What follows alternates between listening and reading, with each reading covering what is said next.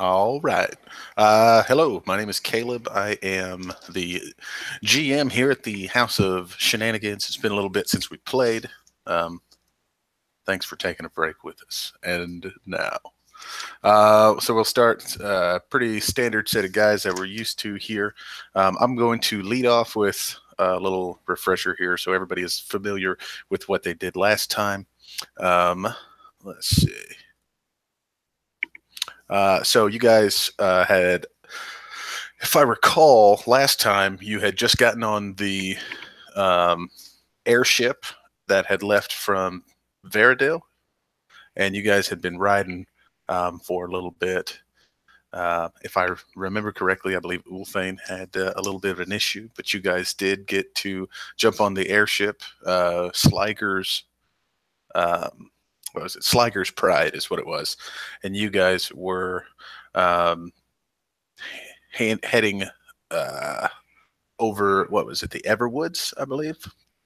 Heading over the Everwoods on this boat, you had a mission given to you by Uther Cass, the person in charge of the Heroes Guild back in West Rock.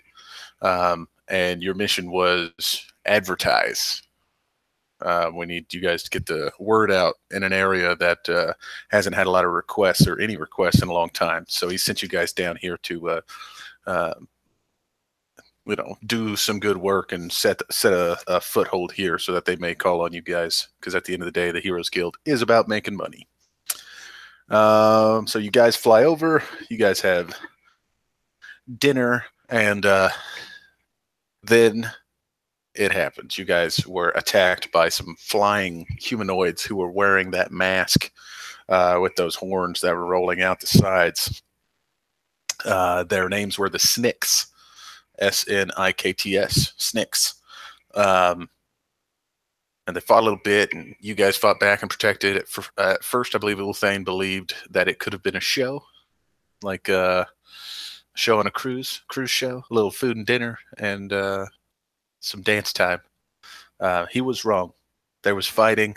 The boat was in trouble, and then it got even worse. You guys were attacked out of the woods. This immense figure just kind of exploded upwards, and with tentacles kind of wrapped around this airship as it flew over the Everwood.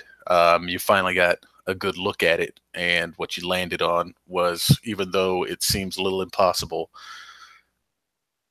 this looks like it's a Kraken. And so you guys flew and you hit the jets right at the right time, and you made it to the other lip of the other side of this canyon, far above the Everwood. The Kraken smashes off and disappears back down into the woods, and I believe that's about where we ended. So, again, my name is Caleb. I'm running the show tonight. I've got some guys with me playing a little D&D. We're going to start off with Clyde. Hello, I'm back. My name is Clyde, and I will be playing Gardane Firemantle, our fire red cleric, and I wear full plate. I think it's heavy armor. I know. I'll be back in a little bit. Carry on. Move on. All right, Eric.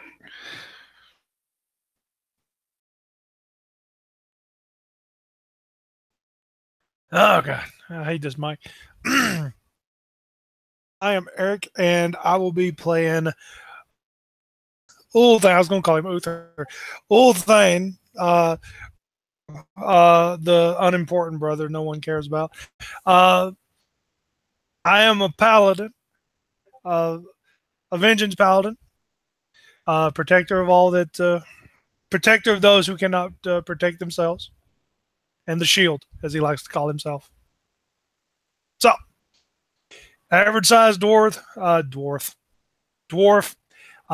wears heavy armor, shield insignia on his shield, shield insignia on his shield, clan insignia on his shield. I'm doing this way too quickly.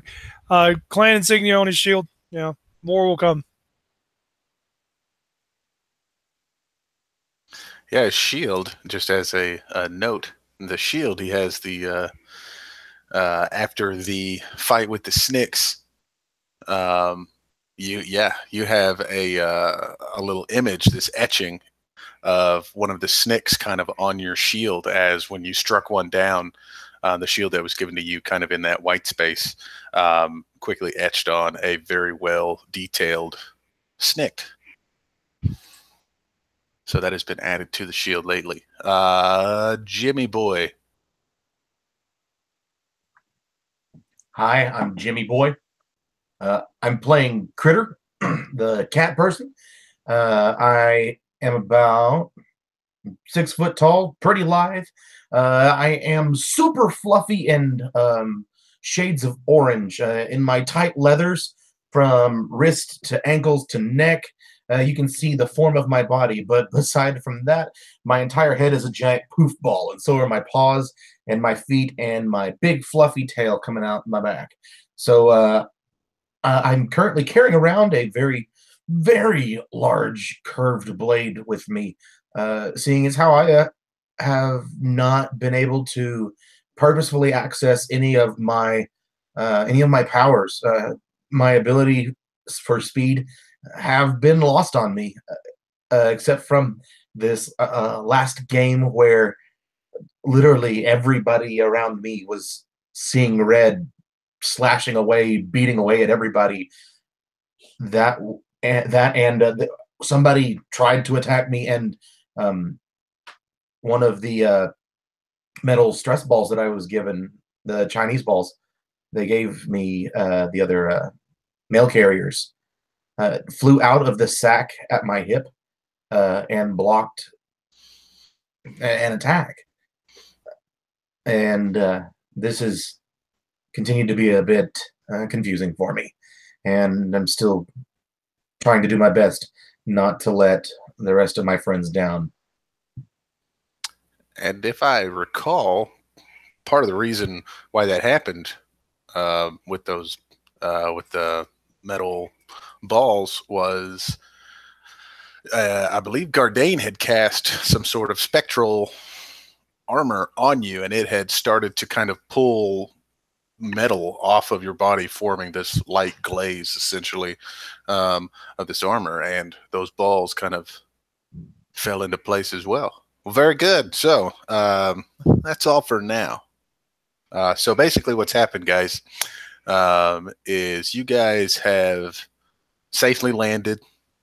It's sort of this larger open field where the ground itself, the dirt is very soft.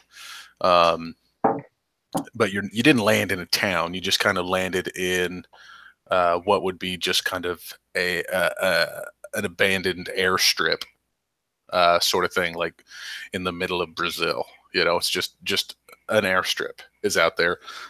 Next to it is you can see a small, like, logging factory, and essentially what it is an airship garage that is here, and the Slager's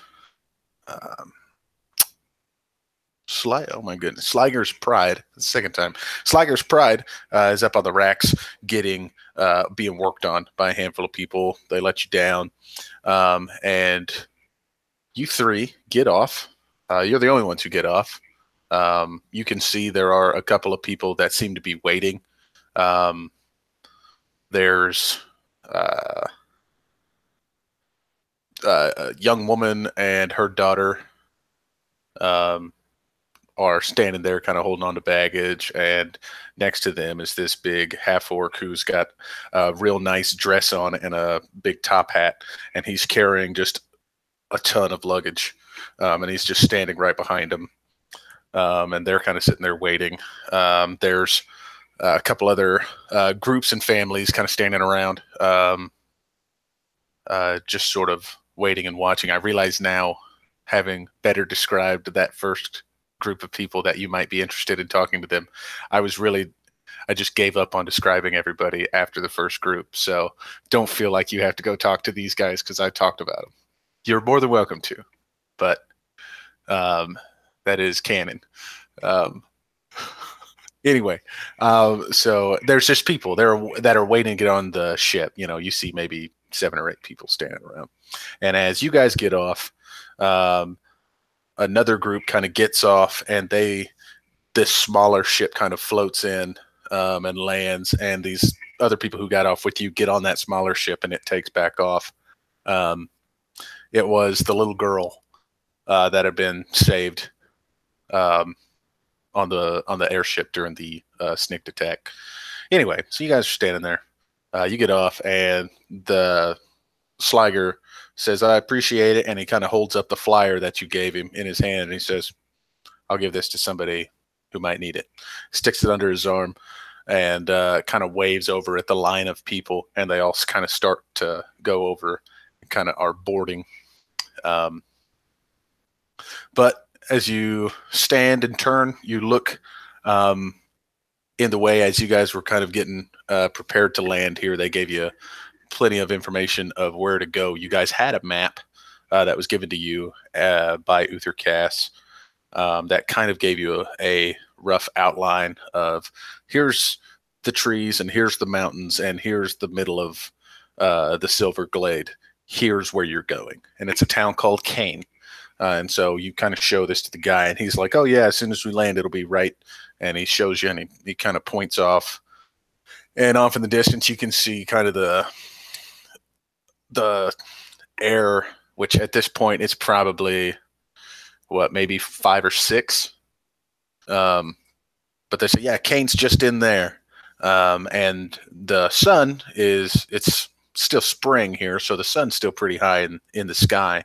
But you can see that there's a fog kind of rising up in the distance where the trees seem to be a little bit more bent and it's kind of swooping shapes versus the erect trees that you see kind of lining this open grassy area.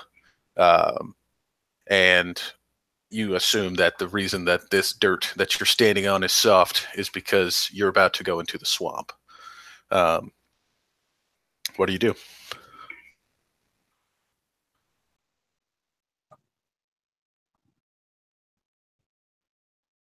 Wait, you mean like go into I'm about to walk in the swamp?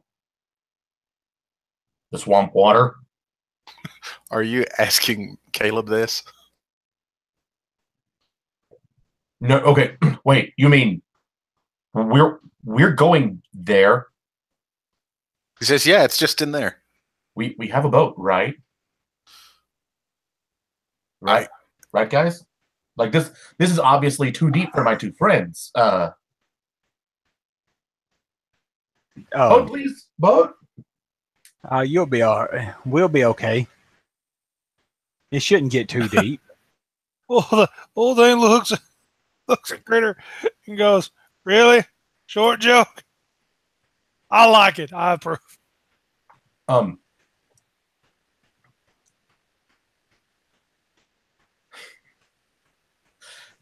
The first mate, Crumb, is actually standing nearby, and he kind of looks at you, and he walks over to you, and he looks towards Gardain and Ulthane, and he kind of does a little side-eye thing, like looking over at Critter and being like, "Huh?" He'll be okay. He's just overtaken with us having to leave this fine airship. But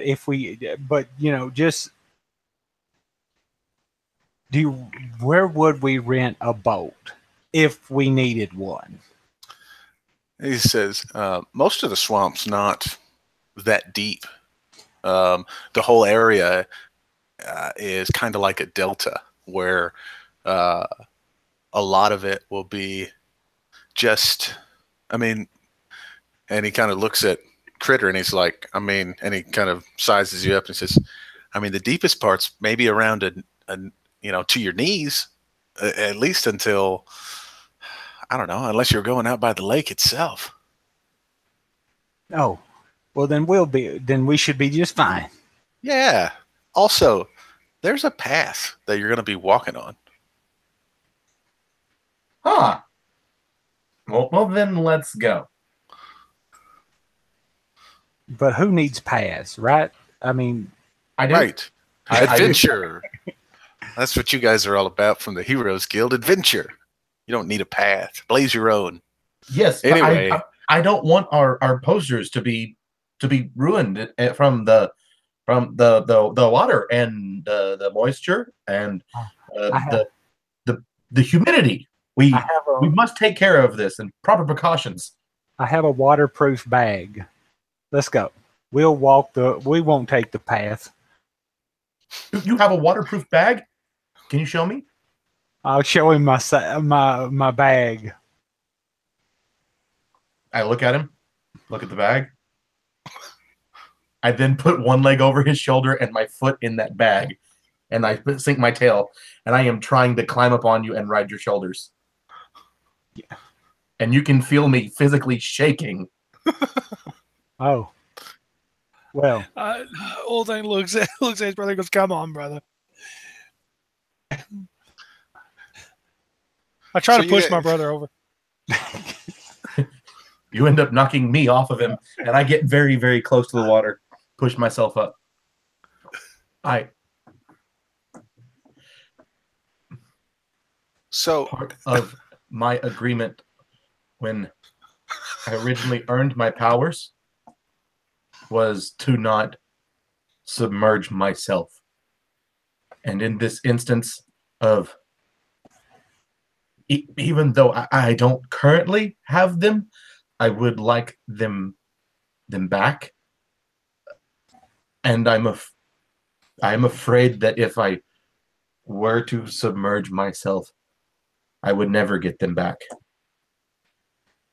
Well, then we'll walk the path if it'll make you feel better. Thank you.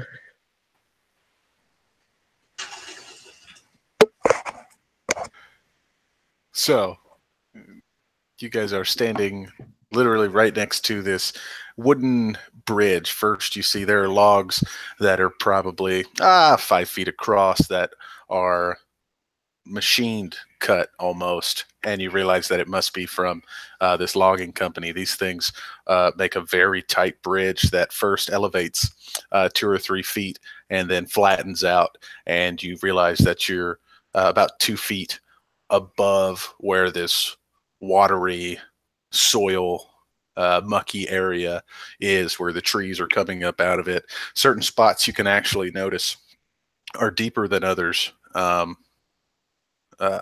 But for the most part, you just see the trees, and this path just kind of cuts straight forward. And you look at your map, and on your map, you realize that you are standing at the entrance of this glade. And so you guys are on the on that wooden path. As you guys are just going to walk it for a while. Well, yeah, until the taxi comes along. Okay, it's going to be a bit, but I like your idea here. So you guys are walking for a little bit, and it's probably 30 minutes or so. It's hard to gauge and get a real good idea, but I believe, Clyde, you're the one with the map. You kind of got the idea from Crumb and Sliger that it's just right inside the swamp. You know, it should just be, it's just right there. And you guys have been walking for about 30 minutes, and it's not right here. Oh, either they were messing with us, or this place is really far into the swamp. We may,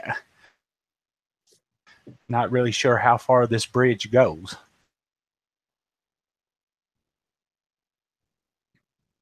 Well, maybe it's best that we continue on. This certainly is not the end of the bridge, so wherever we're going, unfortunately, is not here. Well, let's go. Yeah. So you walk another 15 minutes or so, and you guys start to see off in the distance. Now that you're kind of in the swamp, the fog makes it.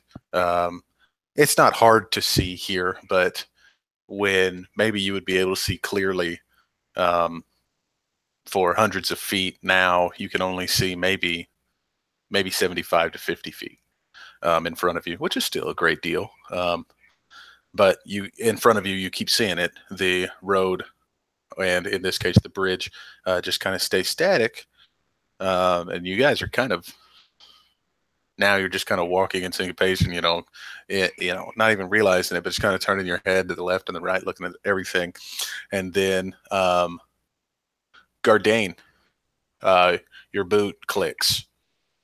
And you realize that you didn't just like the first thing to be different just happened. Your boot clicks and you look down and you're standing on stone.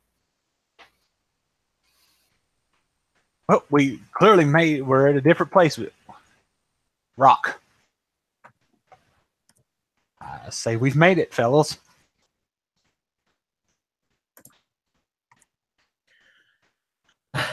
Great.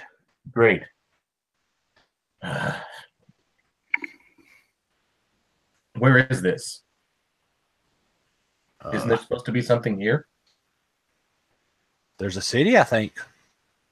Well, we hit the stone, so we may still be a little bit from it. I don't hear anybody. Wait, yeah, do we roll hear? perception checks. It's an interesting time. All of us? Yeah, I mean, you all got there, except you, Mike.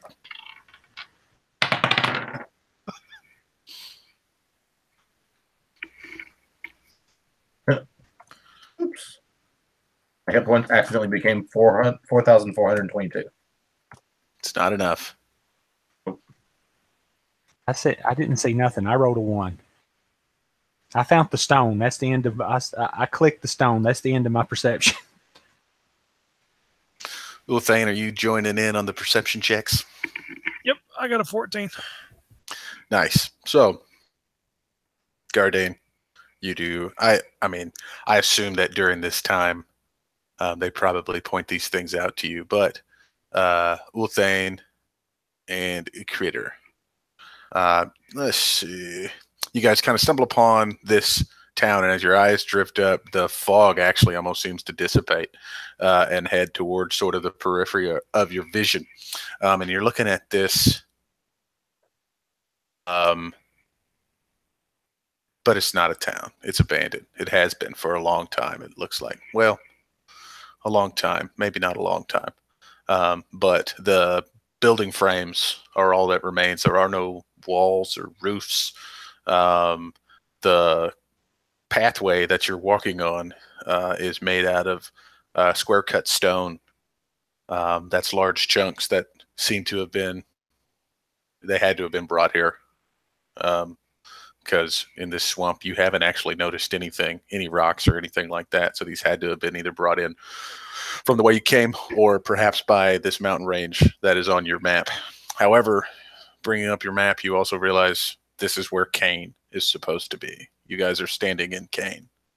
The stones are showing foliage has started to sprout through and overgrowth. That's probably your best guess as to how long it's been, because nobody has tended any of this. And you kind of look around, and there are these lanterns, street lights that are just smashed and broken, benches along the sidewalks where the only things that are still there are the metal rails on the outside that are sort of bolted down into the stone itself. Seems like almost anything that was wood has been taken. Specifically, let's see. So, Critter, your eyes kind of follow some of this foliage for whatever reason, and you're you know, as your cat mind often does, you look and kind of get entranced on something for a moment, and then something out of the corner of your eye glints, and you look at that, and then something else, and then something else. Well, you have done this, and you were just looking at the smashed glass of one of these lanterns, and something kind of glints out of the corner of your eye, and you turn and you look, and it's essentially you have found this garden, this overgrown, overrun garden that has not been tended in a long time. In the middle of the garden is flower beds kind of lining 4 different sizes. It's a square garden with 2 pathways intersecting it exactly. And in the very center is a statue, that a headless statue that looks like time has just sort of eroded this thing away, because it's not around. But the vines have started to kind of grow up onto it. I'll point all of that out. Actually, cat style. See that? Caught my head. Body begin walking over to it. Got the obvious cat curiosity look on my face. Walking toward this garden.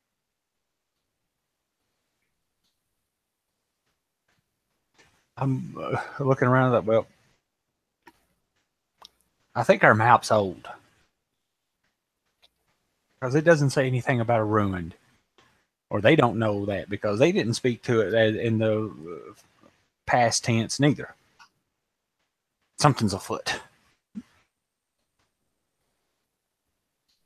You get over there and you kind of take a look at her, and you are very narrowly focused at this statue, and you just kind of look it over, and you see the vines climb up the body. It's hard to really get a good idea of what maybe the statue was. All you can see are the bits of color that, obviously this was carved from stone, which, again, other than these stone blocks that they were on, you really couldn't find any. And you kind of step down and step back and kind of turn around maybe to look at one of the flower beds. And that's when you realize that there are statues everywhere. And they seem to be just going about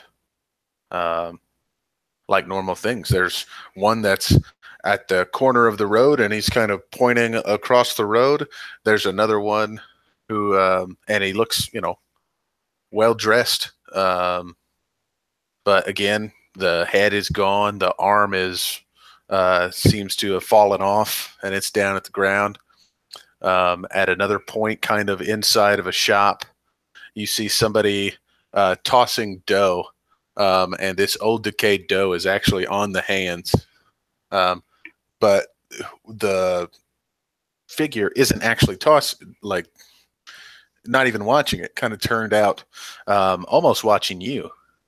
And this one has a sort of helmet that's covered over with really obscuring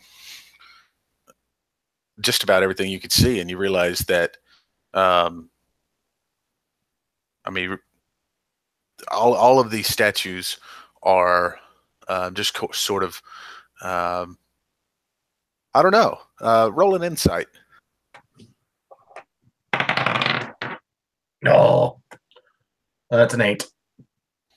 So with an 8, it looks like these statues all seem to be in very helpful positions. There's the one who was pointing across the street, almost, perfectly on the corner of the street. Another one is sitting there on a bench, or on the fallen out bench that's underneath it, but it's just kind of balancing on one leg. So it must have been there when the bench was there. But it's just kind of turned over and looking and smiling. All of them seem to be engaged in directive, helpful, or normal activity. So your first thought is, man, this artist was busy.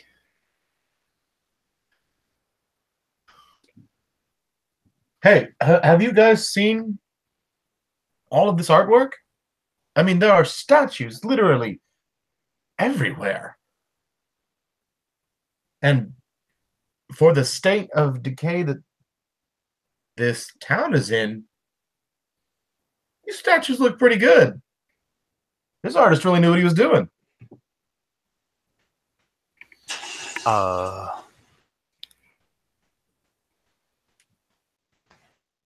Do they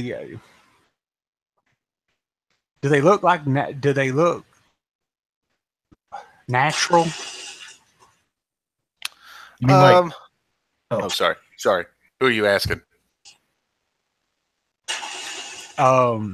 Critter first, and then the question to you when he answers.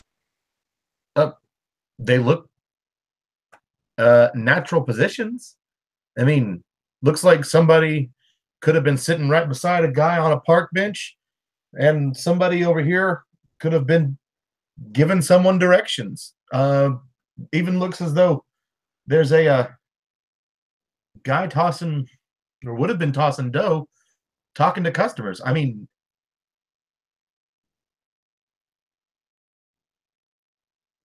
I guess somebody found this place like this and decided to fill it with some, joy to make it a little bit more alive, since everybody had already been gone. Now, Caleb, does it look like natural? What do you mean natural? Do they look like just regular, do they look like just regular statues, or do they actually unnerve a little bit, I guess, too lifelike or whatever? I believe dwarves have a special ability in this case, right? Don't they have stone cunning? Yeah, but that's only to tell. I think it only works with discerning the age. So I don't think it goes that good. Okay. So I mean, like I said, they're cut very, very well. There's a smoothness. Definitely realistic. No doubt about that.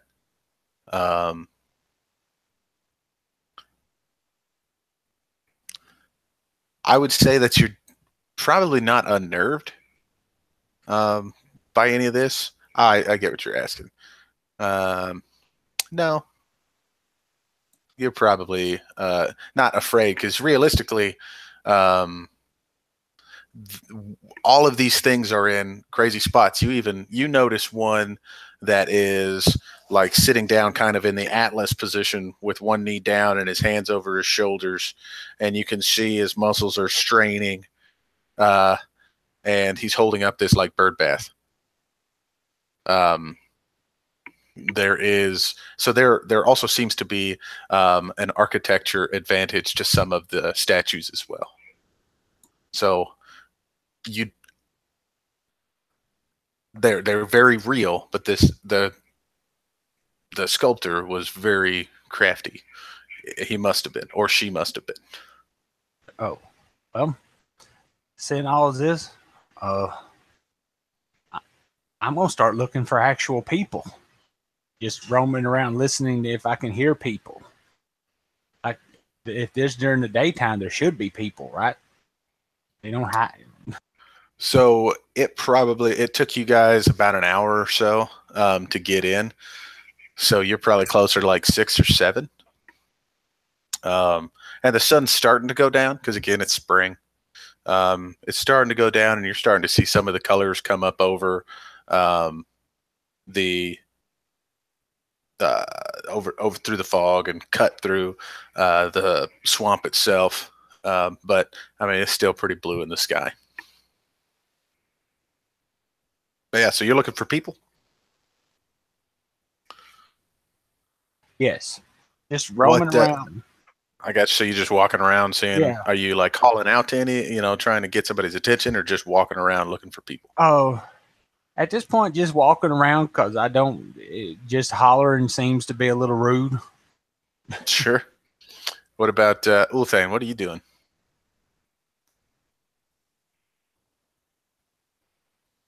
I have followed him behind my brother and the rest of the party, keeping an eye out open. Undead. The mentioning of there could possibly be dead people around here. Kind of puts me on Critter?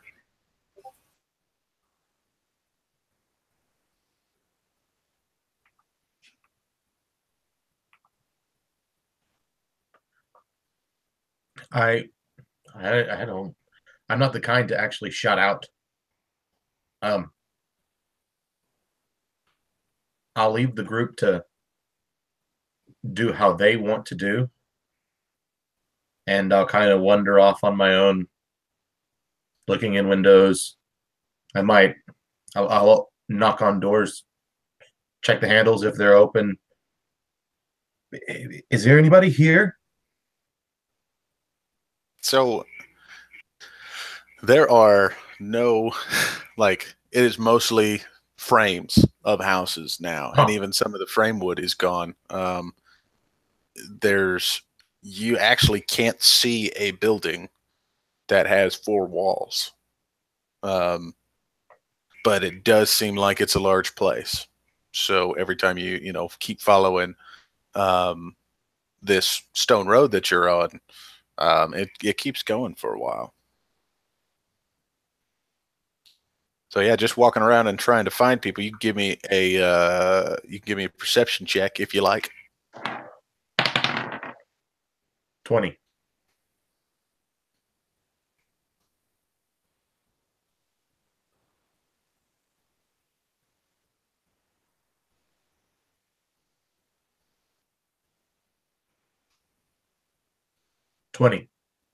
So I got a 20. Okay. Well, I was going to say everybody can do a perception check. You guys have all been wandering around looking. I'm sorry. I should have been more clear. I just made faces at the camera.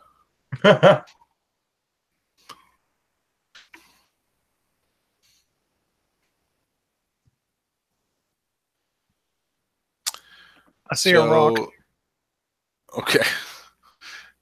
So, Gardane, you're kind of looking around, and you're looking through buildings. You've kind of found a way to peruse much faster now. You're able to kind of recognize what the next building looks like, and you're just not seeing anybody. You're really, I mean, aside from the occasional bird in the distance that walks around, squawks, and then runs off, you're not seeing much. And then something flickers in the corner of your eye, and you turn and you look, and far off, almost just outside your vision, you see a building with 4 walls, presumably. But the flicker was a light coming through a window. Critter, you're sitting there, and you kind of walk over, and you start to feel wood under your feet again, and you kind of look down, and you realize that you've taken 1 step off of the stone behind, and now you're back on this bridge, and you look down, and it's water, and you kind of look up, and you hear the trees kind of sway, and you listen for a minute, and then at the same time, Gardane and Critter, you hear nature sort of kind of take over, and it's almost like you're getting into you're starting to understand. It's a muffled conversation between 2 different people. The reeds growing out of the water, the branches and trees and things like that are swaying, and they're almost swaying in such a way that, if you believe, if you were crazy, it might sound like a voice. And then on the other side, you would hear the creaks and groans and moans and the sliding of the material in the city itself.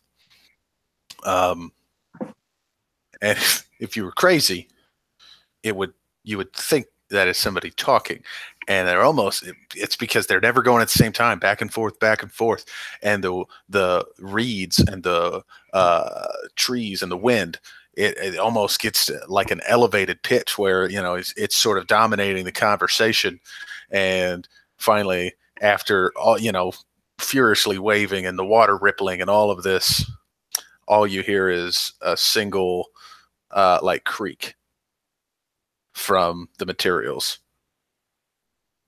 and the voice from the trees. Basically, you can hear it now clearly. All of a sudden, both of you hear it. She's not going to do a fair deal. Oh God, what? Oh no! And then, and now all of a sudden, the trees just sound like trees. The reeds just sound like reeds. I bring my headband up from around my neck, put it over my eyes, and I am focusing around in the area of the trees, trying to find who on earth could be talking, or who on whatever this area is. So what does this do? This gives you, with those eagle eyes, advantage on perception-based or wisdom sight-based perception checks. Okay.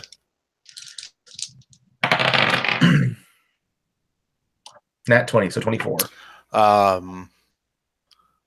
mean, you're looking real hard, and you are fairly confident nobody's out there.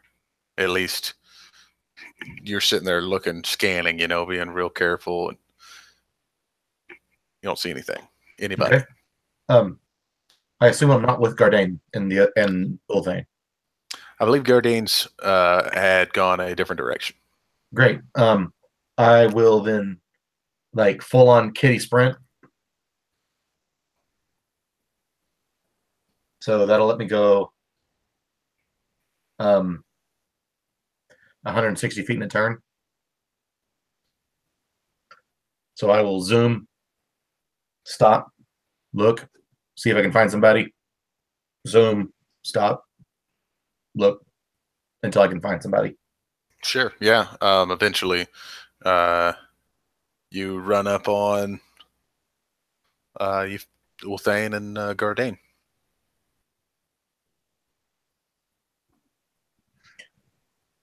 I'll come by. Something's out there. Something can talk. I understand it. Something about a deal and not being fair, and then oh no, and then nothing.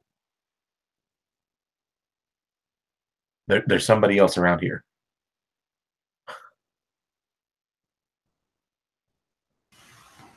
Well,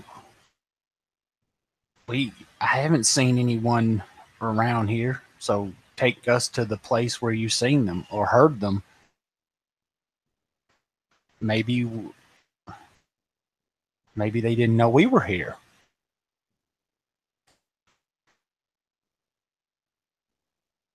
Yeah. Yeah.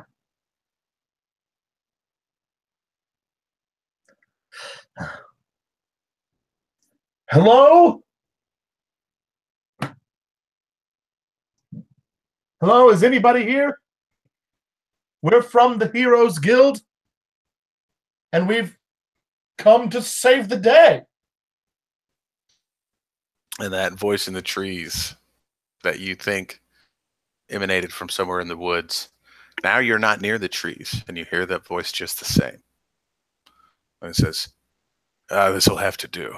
And then this loud pop happens right in front of you.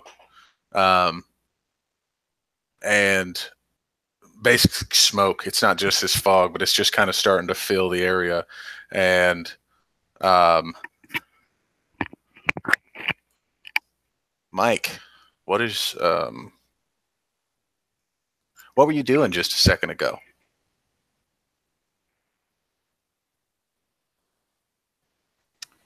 What was I doing? Yeah, what were you doing? I certainly wasn't standing here in front of these assholes. Um, well, I don't know why you're here. It doesn't seem like an even trade. But there was an old man, and he was supposed to help me. He said the trade must be equal. Trade must be equal. This doesn't seem equal. You aren't what I asked for. That's for damn sure.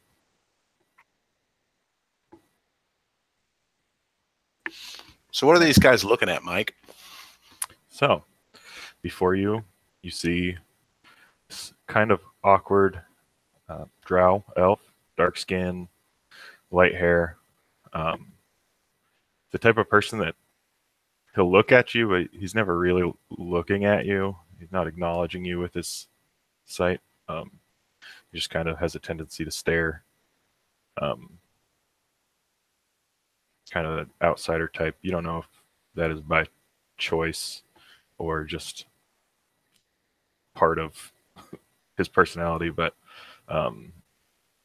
and the only really distinguishing thing is this owl that kind of perches on his shoulder. The owl is as white as his hair, which is whiter than any of your teeth for sure. So just kind of this awkward, lanky elf man. Huh. Who were you expecting? Well,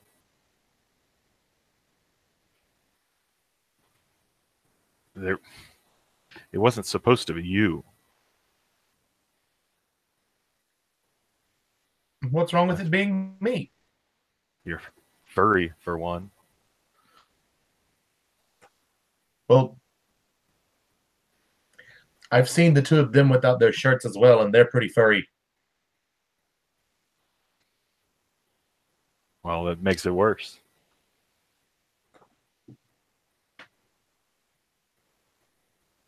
What are you doing here? Where is here? I'm going to go over into Gardain's pack, pull out one of the scrolls, unroll it, hand it to him, and it's a big poster for the Heroes Guild. We're here to help. This is for you. So the elf just kind of looks away, not paying much attention to the map that you're putting in front of him. He's trying to get his bearings a little bit. It seems like he's staring into the woods, like he obviously didn't intend on being here. He's obviously getting a little scared, anxious, maybe even threatened by you being up in his face with a poster.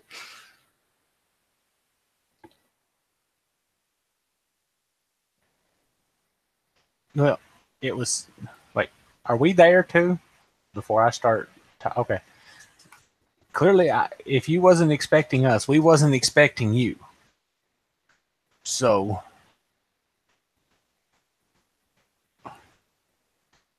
well, this just doesn't seem equal. Doesn't seem fair. I don't even know where I'm at now. Well, we were told this was Kane. What's Kane? This city? I was just in the fold. Where? Wait, what is city? Kane? There's no city. Look around. Is Kane a city or a town? I don't know if we were actually told how big. It's like a sculpture garden to me. Yeah, it looks like there may have been, at least based on the size you've seen so far, maybe 3,000 people here. So it's a pretty big area for the time.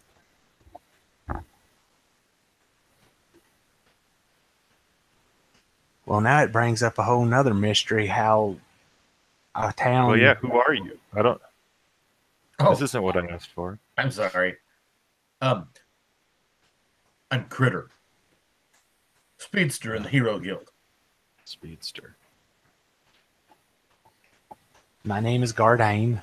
I'm not a speedster. I'm more of a sprinter. You don't look very fast. That's true. Who's this ugly one? Well, at least you got that part right. He's my brother. Oh. Well, I'm Breck.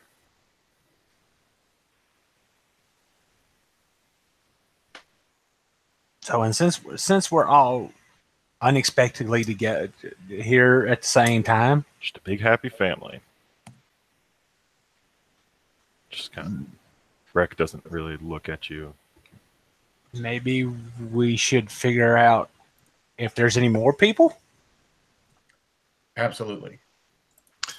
And you actually, when you guys all kind of turn to say, well, maybe there's more people, you guys are turned to see this shifter. And you're standing there, and you've seen a shifter before. You have one that rode on that boat with you that isn't here right now. You're pretty sure he came into the woods with you, but he's not here. And he's just got this. He's well trimmed on top. You can see he's got little patches of his well trimmed fur that actually have been dug out, and scar tissue now kind of has him balding a little bit on the front. And he has this enormous mane beard that sits down. His eyes slant wide and they're yellow. And he stands there and he's got dress on and he's holding this pot that has steam coming out of it. And he's like, "Why are you guys yelling?"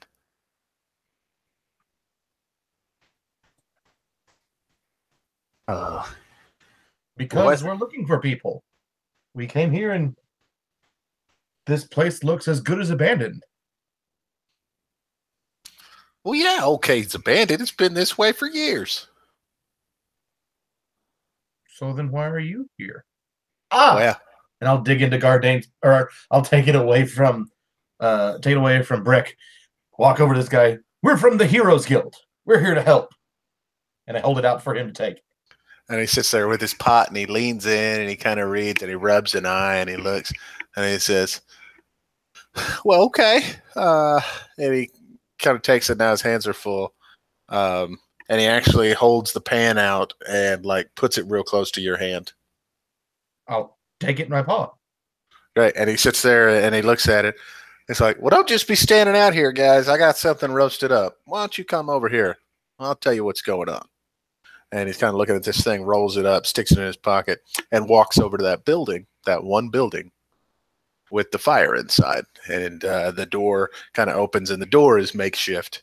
If the beads for a doorway was a medieval fantasy thing, it is a bunch of reeds kind of hanging down, and that is the only doorway. But you step inside, and there's a fire going, and on the inside, the walls look, decent construct.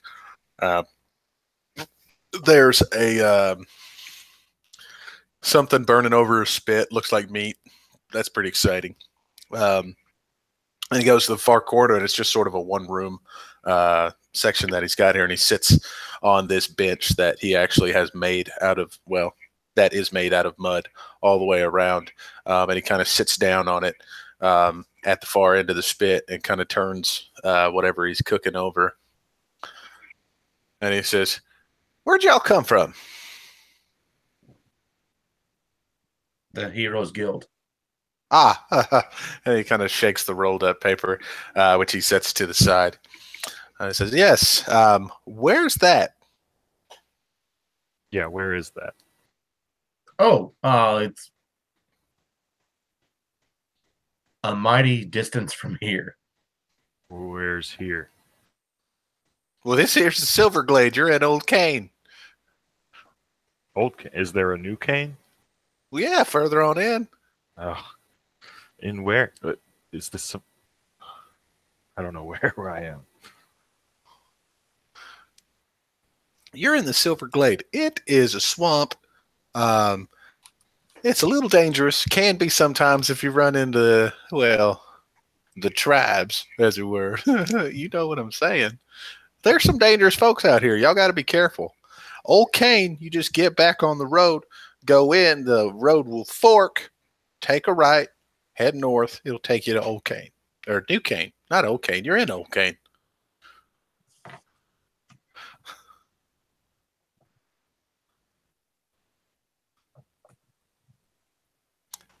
We appreciate the directions.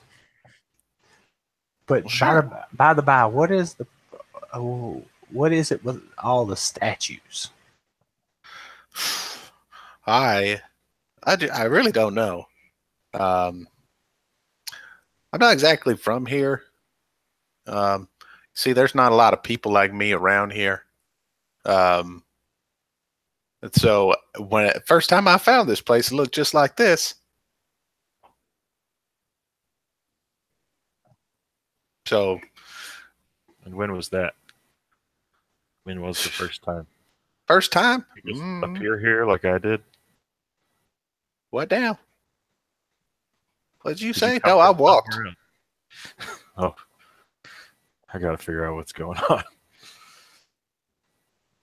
Yeah, I just walked here along the path mostly, sometimes through town.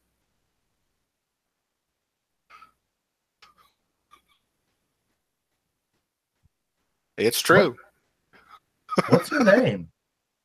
Oh, um, well, that seems like a question I should know off the top of my head. Well, yeah, it's No, I Kadroth. definitely don't trust him. Kadroth. Kadroth Aminu. Mooney. It's one of them. Household name. Yeah, it's a good name. It's like what you call knives. Moonies. Right? Anyway. And he kind of pulls the spit off, and he's got this. I mean, it looks like a chicken, but skinnier. But he's got like 4 of them lined up on this thing that he was cooking, and he takes them and he slides them off. And you can see he takes out this big knife, and he sits there and just very deftly sort of slices the necks of all of these things, and then cuts all the feet off all but one of them. And then he goes through and he actually halves all of these chickens, and he sits them over kind of in the middle, and he takes the one chicken for himself. And you can see him just gnarl right into this thing with some of the chicken juice sort of running down that big mane beard. I will take, if he's offering chicken, I will sit down and pick up half the chicken. Someone sturdier than me should probably eat some of that chicken. And I will eat the chicken. Swamp chicken. Yeah, the swamp chicken tastes excellent. You're not really sure how, because all you saw him do was spin it over a fire, but this thing is awesome. It is so good. Oh, well, I will take this opportunity to take my flask. I says, "Do you want some? Some ale to go with your chicken?" Oh no, I'm never drinking on the job. Oh, good. And I drink it when he refuses. That's okay. On the job? What do you do? Well, mostly exporting and importing and stuff like that. To be honest, once I get done here, I got me a flying rig to go catch. It just came in, and I'm supposed to be on that for delivery. And he kind of points over in the corner, and he's got 2 sacks. Wouldn't happen to be on the, what was it? The Slager's Pride. Yeah, we rode in on that. Oh, yeah. Is Commander Slager still running that thing? Absolutely. Well, that's my guy right there. He's wonderful. Well, we've took us about an hour to get here, and it's probably been a good 15 or 30 minutes since we made it to Silverglade. The Silverglade. The Silverglade. The Silverglade. The Silverglade. The Silverglade. We've been here for about 15 to 30 minutes. Can I kind of roam off and look around the room a little bit, see what's going on, if I can So you might see anything in here? want to hurry. I don't know if they're supposed to be leaving soon. There's also a bit of an issue aboard the ship. We had to do some defending of the ship. The creatures came out. Oh, is it them dirty snakes? Yeah. How do you know? This ain't the first time I've ridden on that train, boat, airship, ever. I really don't trust this man. Wait. Does this happen every time? Like a dinner show? A dinner show? What a dumb idea. No, I'm just aware of them. That would be very misleading if they had a dinner show where bad guys jumped on and attacked the people paying money.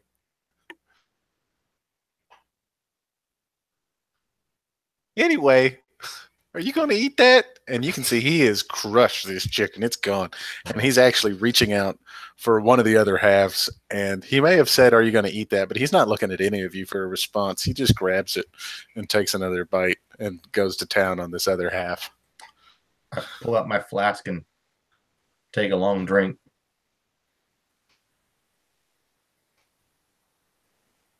It's a long drink. Put it away. Well,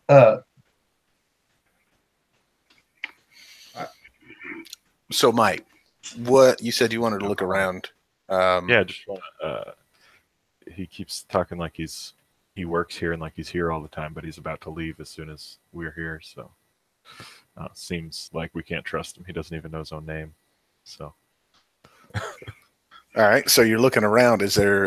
Are you trying to spot I'm also something? just curious because, like, I don't know. I shouldn't be here, kind of thing. So. Yeah. So the last place you remember being, you remember that you were kind of standing at the front of this sort of tempest. Just on this single column that's risen out of the water, and you're kind of just standing there with your arms out, and you heard almost the sound of the waves crashing, having a similar unintelligible conversation with the thunder and lightning booming and cracking at the same time, almost like two voices. And you hear it finally clears up, and it's like, she never does a fair deal. The deal must be equal.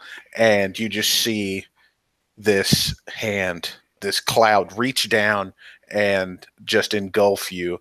And as the cloud sort of circles you in smoke, the next thing you remember is this just being surrounded in smoke, but now you're standing or squatted in the middle of this town. Right. So super skeptical of the little furry man who's offering us food.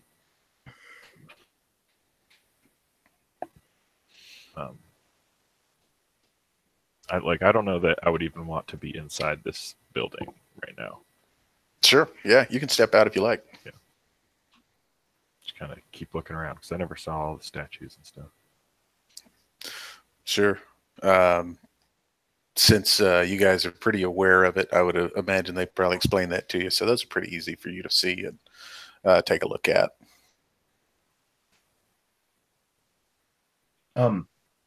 Since he walks out, I'm going to take that as my cue and look around.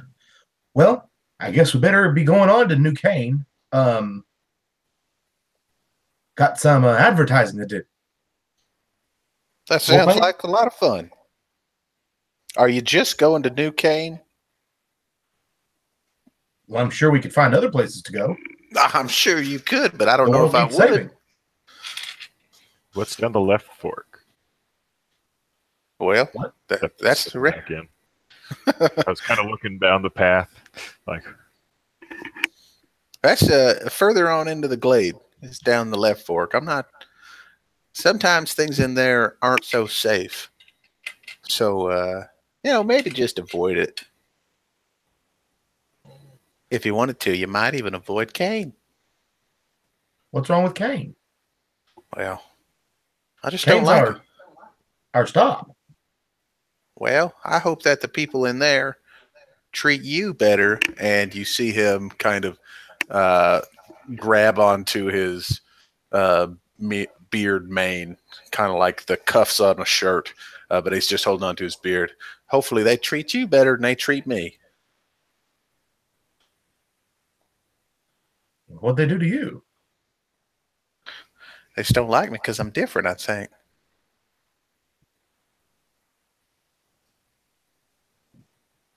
Oh.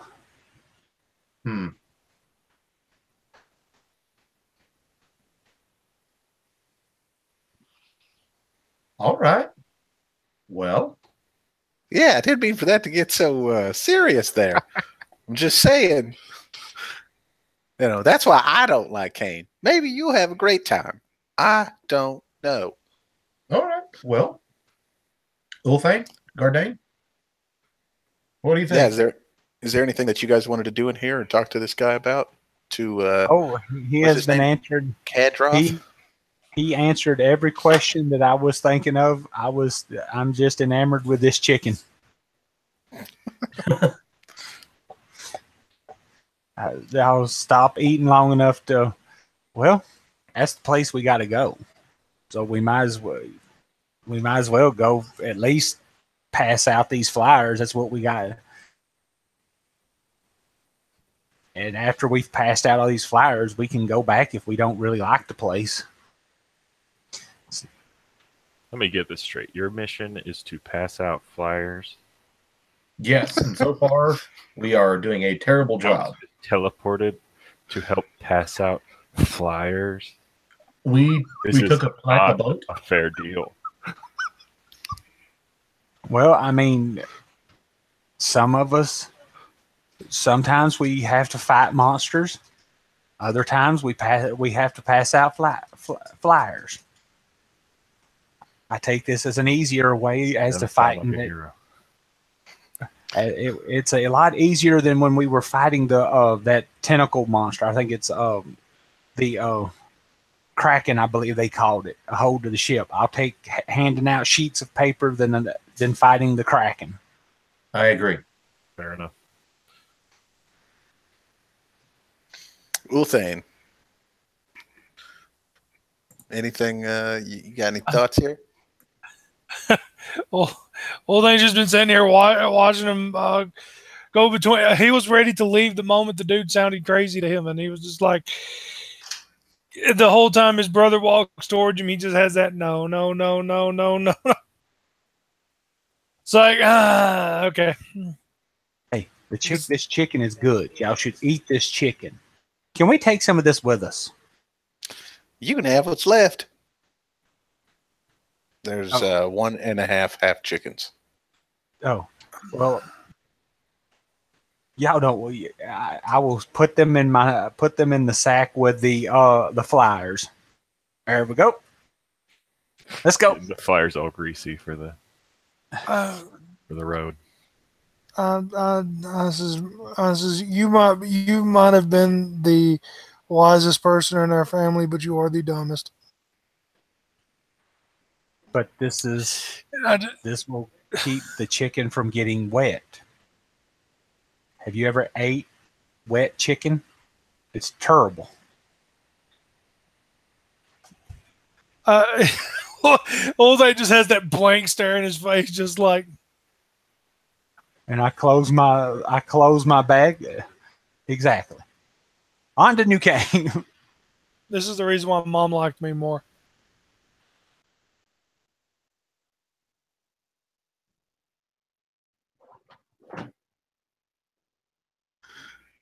So, yeah, you can kind of see he gets up and he doesn't seem like he's in a real big hurry, but he sort of starts getting his stuff together. He goes to one side of the room and he sees you guys and are getting up and leaving. He says, "Well, it's nice to meet you. Maybe if I ever see you again, maybe you can give me some chicken back my way." Deal. If you're ever in West Rock, where the Heroes Guild is, stop by and you can have chicken. Okay. At the Heroes Guild in West Rock, who should I ask for? Tell Craig Oh, that Gardane said bring you chicken. so tell this Craig that he owes me chicken. Exactly. This Craig sounds like he'll do whatever I tell him to do. I like Craig. Cool. Well, very good.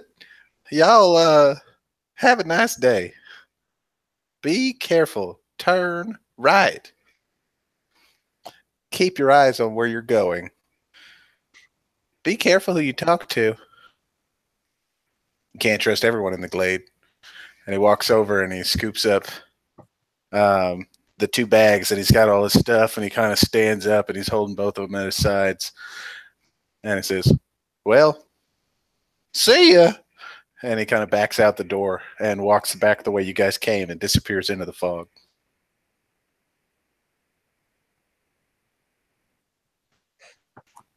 Old thing looks at his brother and go, "Give this man permission to think he can boss your commanding officer." Says you probably just got that man killed, right? You realize that, right? No, I just said he. I pat him on the back. I go, "Good job." Your credit to our society. And he took my poster. Well, We've got more, Breck. We have more. That you've made that very clear. You know, if you don't have anywhere to go, you're happy to stay with us. I'm here for a purpose. I wish it was more important than flyers, but we should get going. well, given our track record, we were sent to a farming village to help them with their problem that turned out to be more than we thought. So, given our track record, it'll probably end up with us having to fight or almost dead. How high up are you in the Heroes Guild? Because it sounds like you're getting all the bad jobs. This is nothing compared to our most recent job. After that, and I kind of get quiet. Well, I'm just happy to be doing something. And kind of reach back at the giant sword and put my hand down.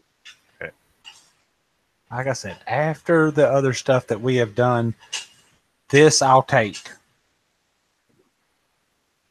Well, let's get to it. Cool. So are you guys trying to find the bridge road? I'll assume your silence is a yes. Yes. All right. Oh yeah. Everyone says, I'm all just right. kinda following, maybe not all the way in the back, but not trying too hard to keep up. I still don't feel like part of the group here. So yeah, you guys start heading on this road, and the road is heading southwest. Well, you guys are walking. Are you guys wanting to? You guys can RP here if you like, or I can skip ahead.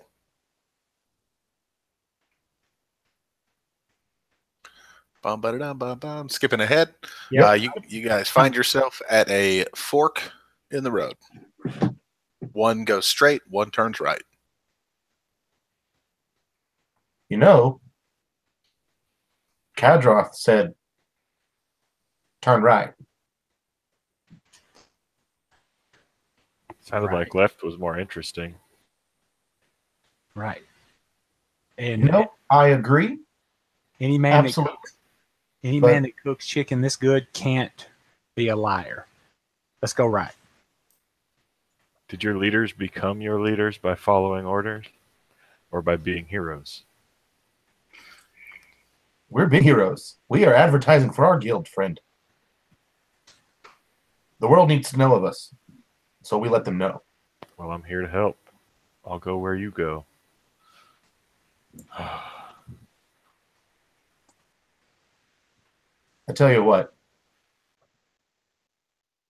After we take care of Kane, we can come back and turn left if you like. You realize that would lead you out, right? If you come back and turn left. Well, we can come back and go down this path. It's all semantics. Don't confuse it. Don't confuse him. If you want, when we get done, we can leave. Exactly. If we need You've to. come all this. I'm You surprised came- nobody agreed with me. Came all When we this get way. done with our quest, when we get done with our quest, we'll come back and go the other way. What, you mean out? No. That is not what out is. It's on to other adventures. I like that whole thing. On to I other see. adventures. Or it leads to our death, one of the two. So how many fires do we need to put up before your mission is complete? Well, let's see here. I started out with 150. How many do you have now? Let me see. About 142. Exactly. Well, no, I gave them to all the people on the boat. Oh, 132.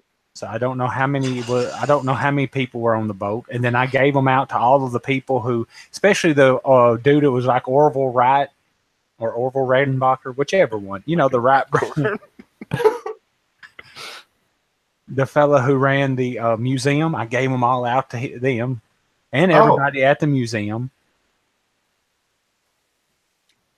So how many fires would you say you have left? 50. You got 50 left? It's Yep. interesting. Because remember, your quest is, first of all, is to make sure that the name gets out in this area, the Silver Glade, and to hand out your all these flyers to people in the Silver Glade who might need it. So you have used 100 of them and handed them to people who are probably well aware of the Heroes Guild. I like it. I like it. I'm just saying. Right. But see, they didn't. He said hand them out.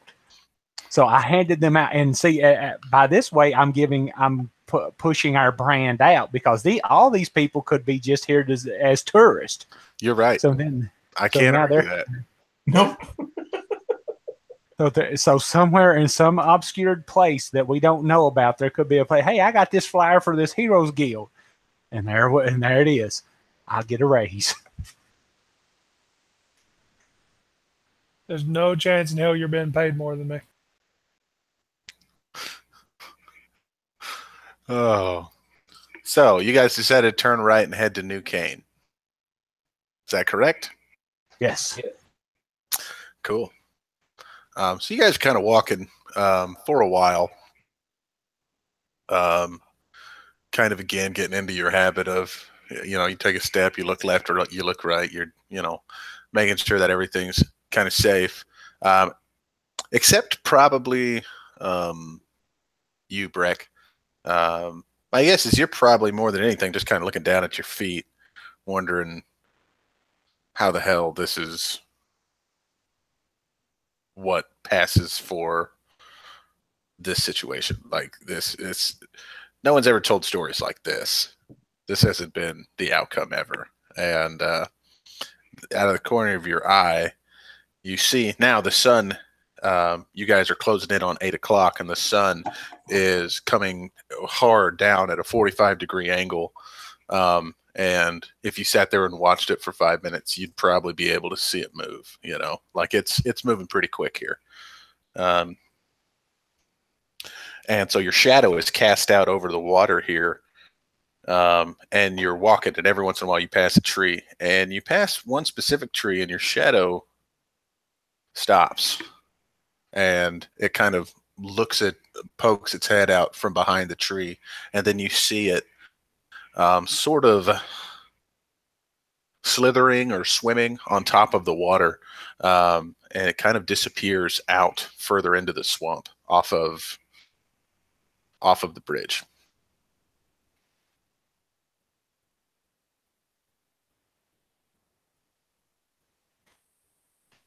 Well, that ain't normal. Kind of, I mentioned Brick staring, trying to figure out if that was real, and ask, can we trust the chicken man? Does your map have a fork on it? Did he send us to New Cane? So I will pull my map out and open it up. I think my map may be a little old. It only said Kane. I'm going to peek over his shoulder. Is this more like a world map, or is this giving us a kind of a map of the town? This is an area map. It's like over the top. It says it says the Glade on it, and written in hand, the Silver Glade or Silver. Silver. Written in hand, it just says silver. Yeah, what used to be the Glade, and this is a map of the Glade. Someone's gone in and written the word silver between the and Glade. So, does this map have a fork on it? No. All I'm trying to say is there a New Cane? You don't know. I don't know. I don't know if Cane exists. Oh no, it's clearly marked on the map, and it was back that way. I just saw a shadow disappear like a snake in the grass. When your eyes go back over to the water on the swamp, your shadow is there.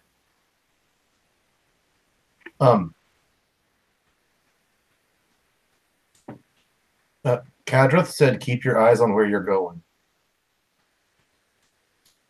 That's what I would tell someone I was trying to trap. Or maybe someone who I didn't want them to get distracted.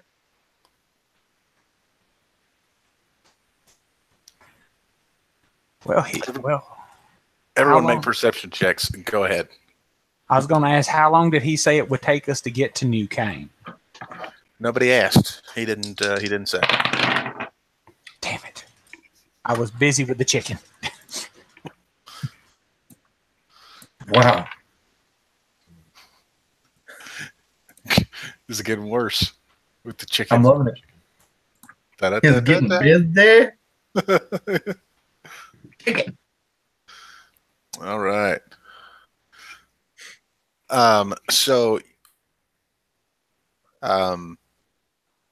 While you're sitting there and you're all talking, Breck, your eyes are kind of drawn to the shadow, and in the shadow, you can almost see, like at the head of where your shadow would be, a face barely start to assemble. You start to see like the brow ridge and the sockets where the eyes would be, and maybe even that outline of a mouth, and you definitely see like hair coming down, and let's see. I was about to call you Craig. Gardane, you see this creature. It is, the best way to describe it is, it looks a lot like something you have just recently gotten very familiar with.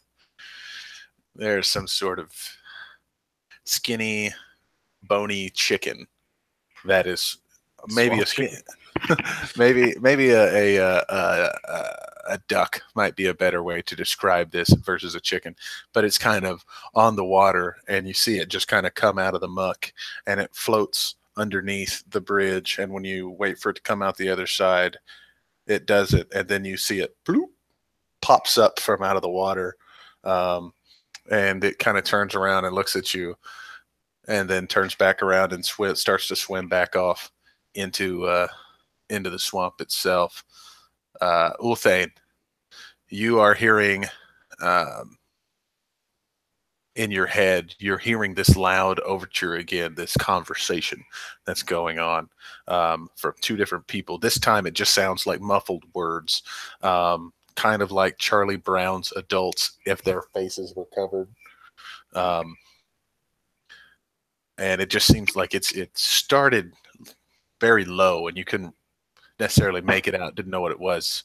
And now it's really started to get louder. But the problem is it keeps getting louder. And finally, Critter, you have found yourselves, even though you have been talking, you're standing there just spinning the two balls in your hands, and you're just staring at them.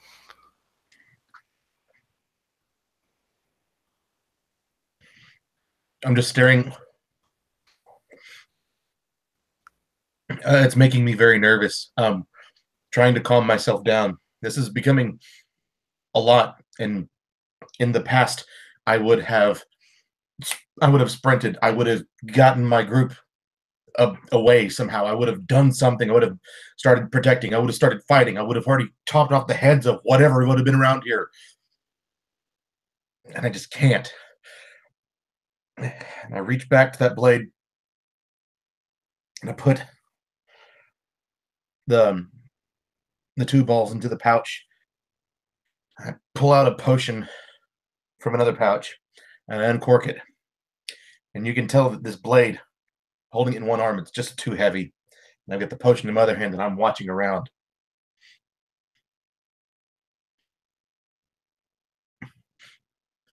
Come on out.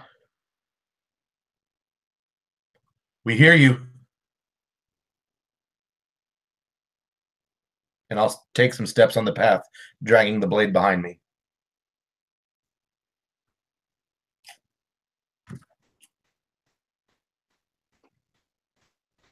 I'll just follow with him. But I am wonder.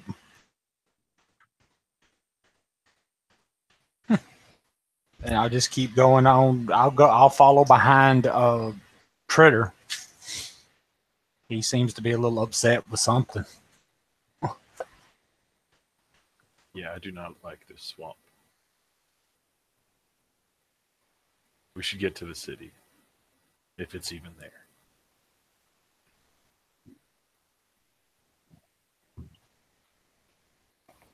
I agree.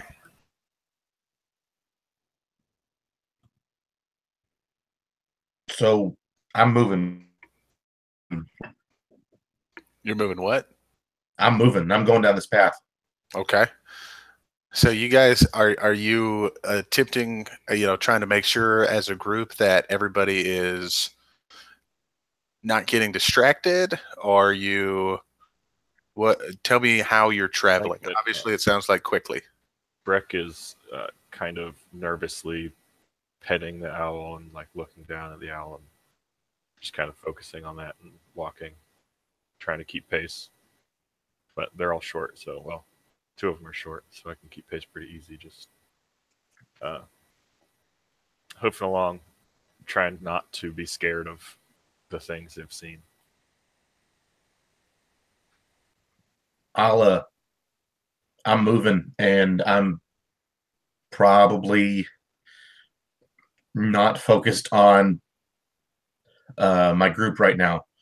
I'm always staying a little bit further ahead. And I'm telling them, focus on me. And I'm focused directly in front of me. I'll even go as far as to take off my my band, and I'll even let my eyes go a little bit out of focus so that what I'm really seeing is blur from the woods, but I see the path.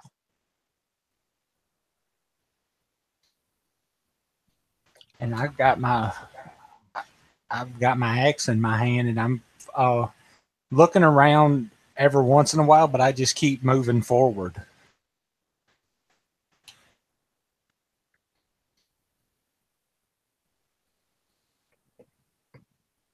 Ulthane, are you doing the same?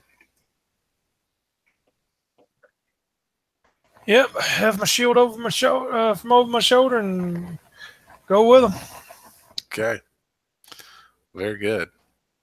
So, Critter, as you're kind of starting to get out to a little bit of a lead, you notice that the boards are starting to have areas of dry dirt that seems to be elevated, and there are smaller and smaller bridges kind of cutting over this sloped land, and finally there are fewer and fewer and fewer bridges until now you're standing kind of on this the soil, and you're going and you round a corner because this path clearly cuts between this rock that was cut in half, large stone, first one that you've actually seen out here. And as you turn the corner, you see something dart down and to the right, and behind it, rocks crumble. Not knowing if my group sees it, I say ignore it. Keep moving forward.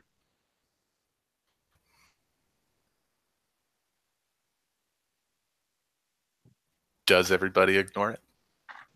I'll look at it. I'll pay attention to it to make sure, you know, we ain't got something we ain't got something coming at us, but I don't linger. I think Brett kind of looks up at the sound, didn't see anything, but the call to ignore it kind of pulled his attention away from the owl and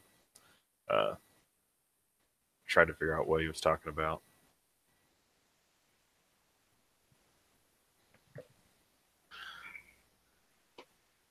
So I would say, let me ask this as a question to you guys. Do you guys, as GM to players, do you guys think that your characters consider themselves heroes? Not right now. Not me at all. I wish I could be, but without my powers, I would not. Okay.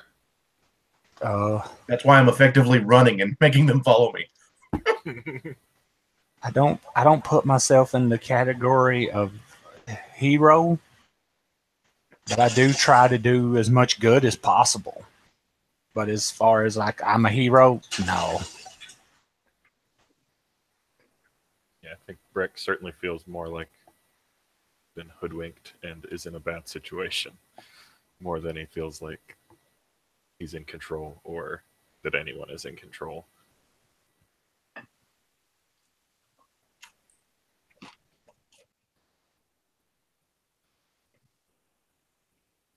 Ulthane? Oh yeah, he thinks he thinks of himself as the hero. Because like he's taking it kind of as his personal thing that he's done so much to prove that you know, he's a hothead. He's made it his purpose in life to prove to everyone that there's a reason why he earned the title Shieldwright amongst his clan, and he plans on making sure that considering Shieldwright's purpose is purposely to protect folks. If that means that he perishes, that just means he gets to work the forge in the afterlife.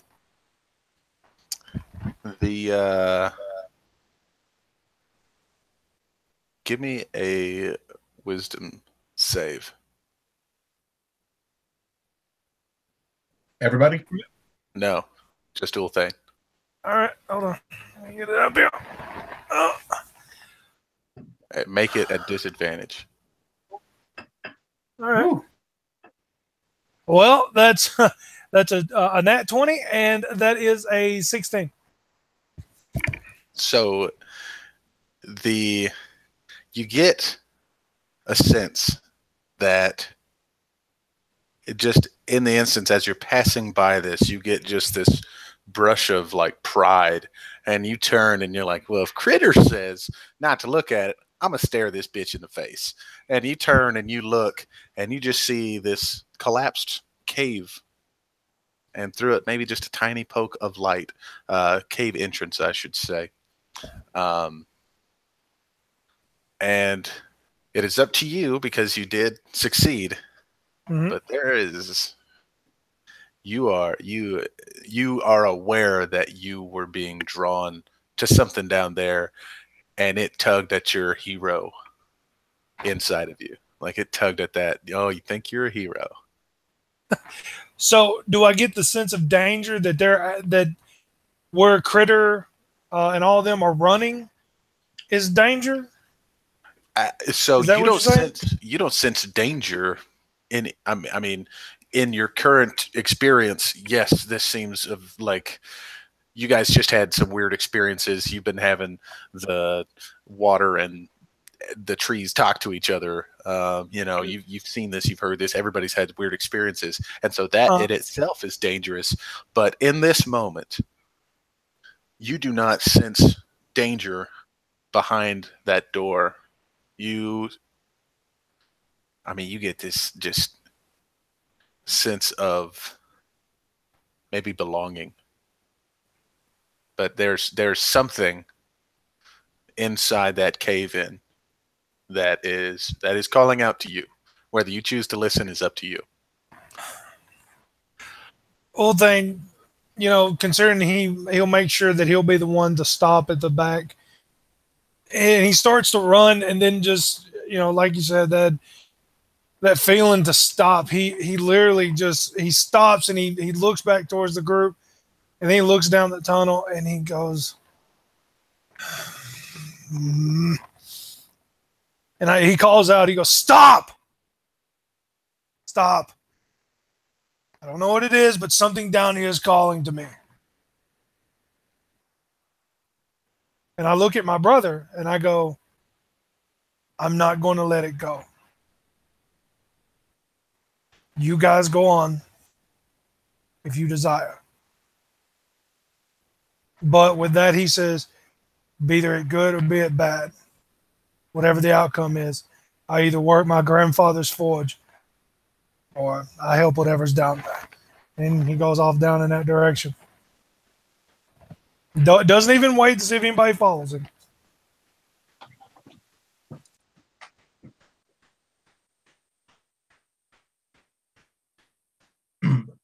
I stop, and I'm not even turning around. Gardain, what is he doing? Apparently we're going down a tunnel. Are you following him? Yeah, I'm not going to let it be that he went into a place that I wouldn't go.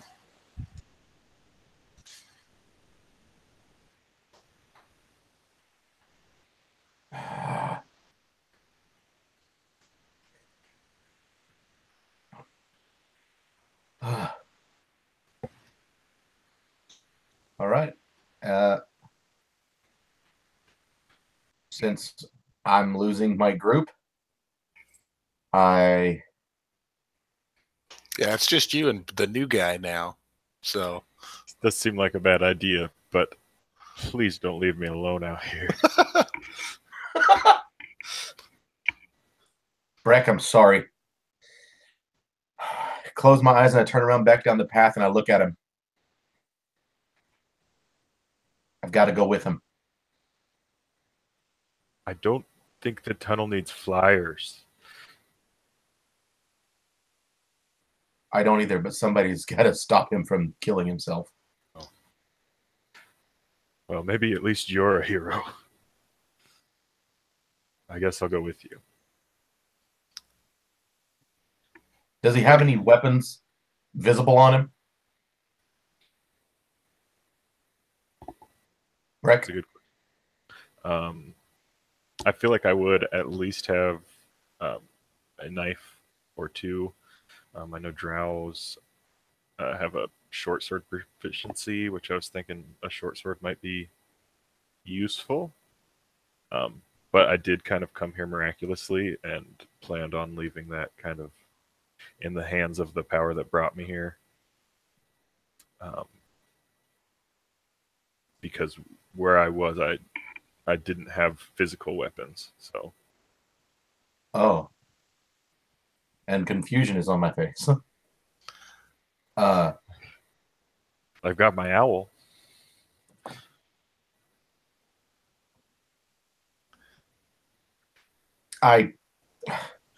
Big sigh to myself. Even without this, I'm armed. And I drag the blade over. Do you think you can use a great sword? And this is a little heavy. Well,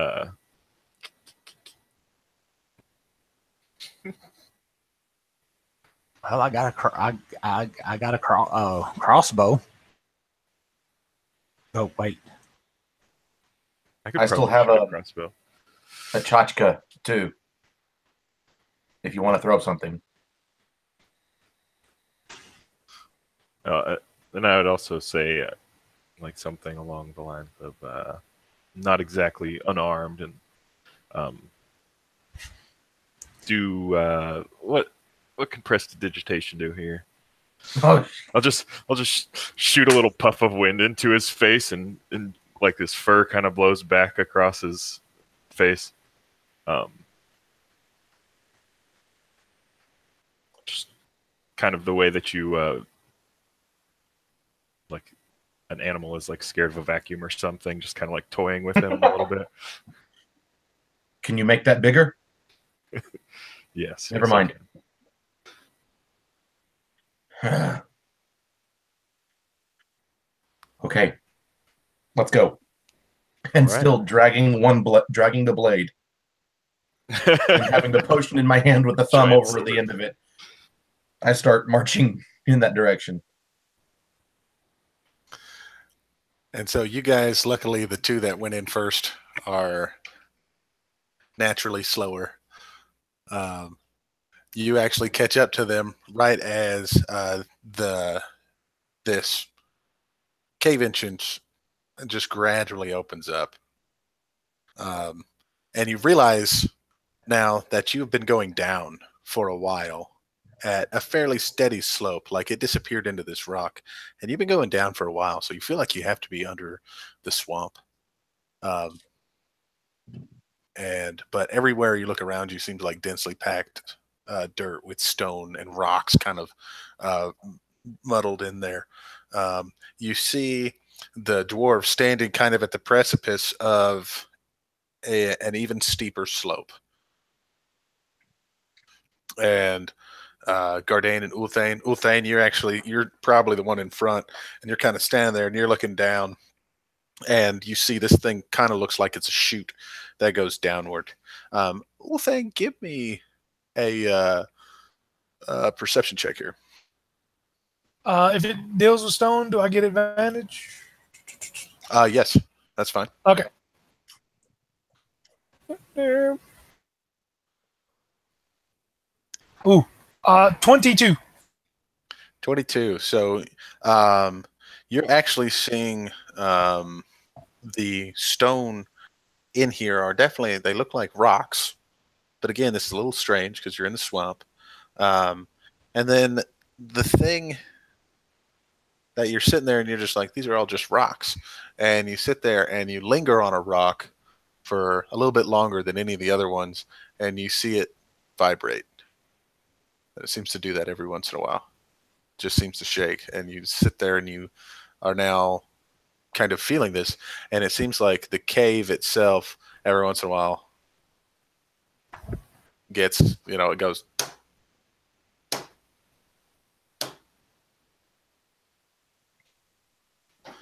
And it does that for a little bit, and then it stops, and then it'll pick back up. But that inner desire, that that thing that you are due because you are a hero, seems to be right at the bottom of this slope. I'll say I have a question. Because I feel a disturbance in the forest. Before going down this cave, was there any like stalagmites and stalactites hanging from the the very entrance of this cave? No, no, not that sort of situation. No, it was caved in. You easily brushed those aside, and it opened up to very even. I mean, clearly stone. All right. Well, when we get a little further in there, I'm going to use my detect evil thing to see if I can detect the presence of Fae. I say, what is it? Fae, undead, outsider, or a not outsider. What do they call them now? Fey fiend or Abyssal undead. yeah, that yeah. Cool. So you can choose to use that now. What's the range on that thing? Is it 60 feet? I think it's 60. Yeah. Give me 1 minute before you hold me on that one. It's here. We'll say for right now it's 30 because I believe it is 30. I don't believe it's like this huge area. I gotcha. So you feel like you could, if right now where you're standing, unless Breck is one of those things, there's nothing else that you can visually see. You passed everything that was 60 behind feet. you. 60 feet? It is so, 60. Yeah. So really the only thing you can think is that it would have to be, if it's anywhere, it would be at the bottom. All right. Well, I don't sense it now. I continue on my way. All right. Before we do that, what were you going to say, Mike? I was going to say it's becoming clear that Breck kind of uses this owl as a security blanket almost, and I just imagine Breck kind of like following, trying to catch up at a brisk pace, but head down. And as these dwarves stopped in front of him, he didn't necessarily realize that the dwarves stopped in front of him. Might nudge and at least give a little scare. I'm not sure what kind of footing they're on, but I definitely ran into the back of one of them. So it is right as he decides he's about to go down. He sits Breck's there a little clumsy, and he lifts up a leg, and you sit there and you run to the back of Critter, and Critter is big enough that he bumps in to Gardane, and Gardane sits there and kind of puts his hand on the back of Ulthane, and Ulthane is on 1 foot and gets pushed down this thing. He's just like, whoa, and then just sits there and lands, and now he's kind of like skirting sideways down this thing, using his shield kind of to ricochet any of the loose rubble and rock and stuff like that that would spray around it. What are the three of you at the top of this chute doing? Are you going down after him? First, I'm laughing at him, and then I'm going after him. After I've seen him slide for a few minutes, then I'm going. Then I will. Minutes. Yes. I think Breck's just kind of immediately ashamed, not used to having a party, if you will, and immediately ruining his friendships with them by screwing them up. Seeing this shoot,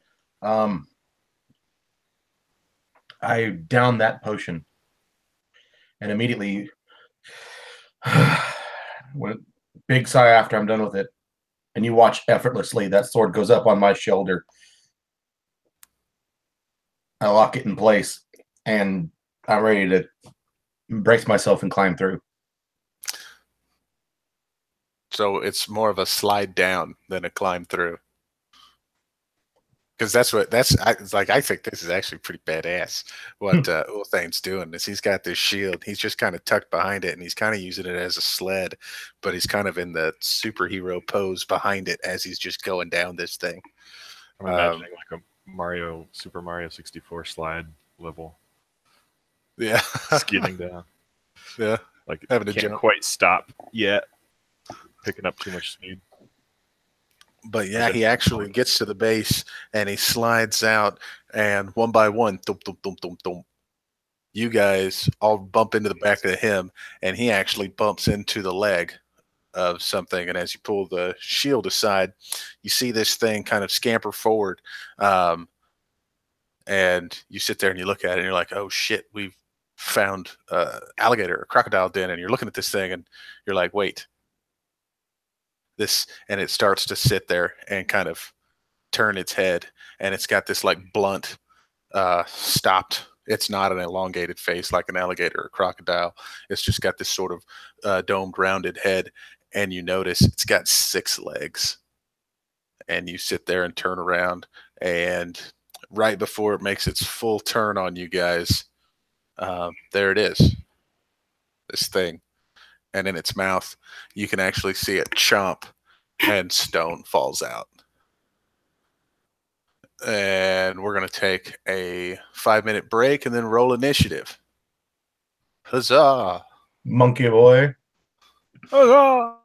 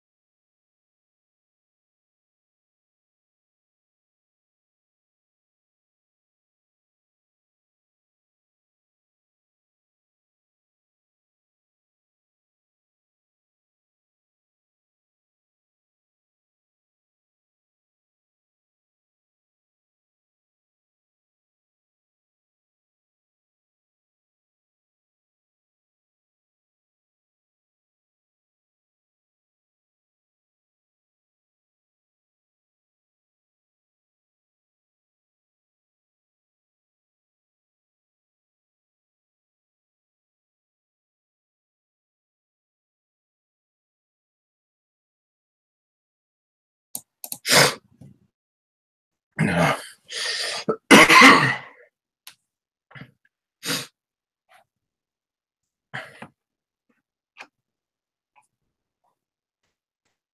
Hey, Jim. Yes. You ever played a sorcerer? Oh yeah. Can you re-explain to me how the sorcery points work? 5th edition. You can use the sorcery points Spell to slots. use meta magic. Did Caleb tell you about meta magic? He didn't. I read about it though, like where you can like use it to avoid hitting teammates or Right. hit multiple things, enhance the. You can also use it to regain spell slots. You can trade your meta magic points or you can trade your spell points for spell slots. Right. So effectively, when you run out, you can trade those points to regain some of your spells.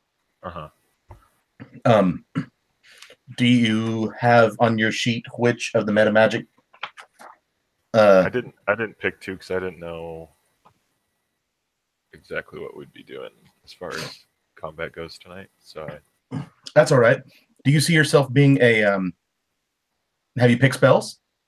yes. So it's kind of a storm sorcery focus thing. Cool. So then, you're a damage dealer kind of guy, huh? Yeah. I mean, yes and no. Also, like I took like Gust of Wind and Fog Cloud. Also, just more like weather, channeling Storm from X-Men a little bit. Okay. It's like Shock and Grasp. Ray of Empowered Frost. spell is always good if you have spells that let you roll a lot of dice. Okay.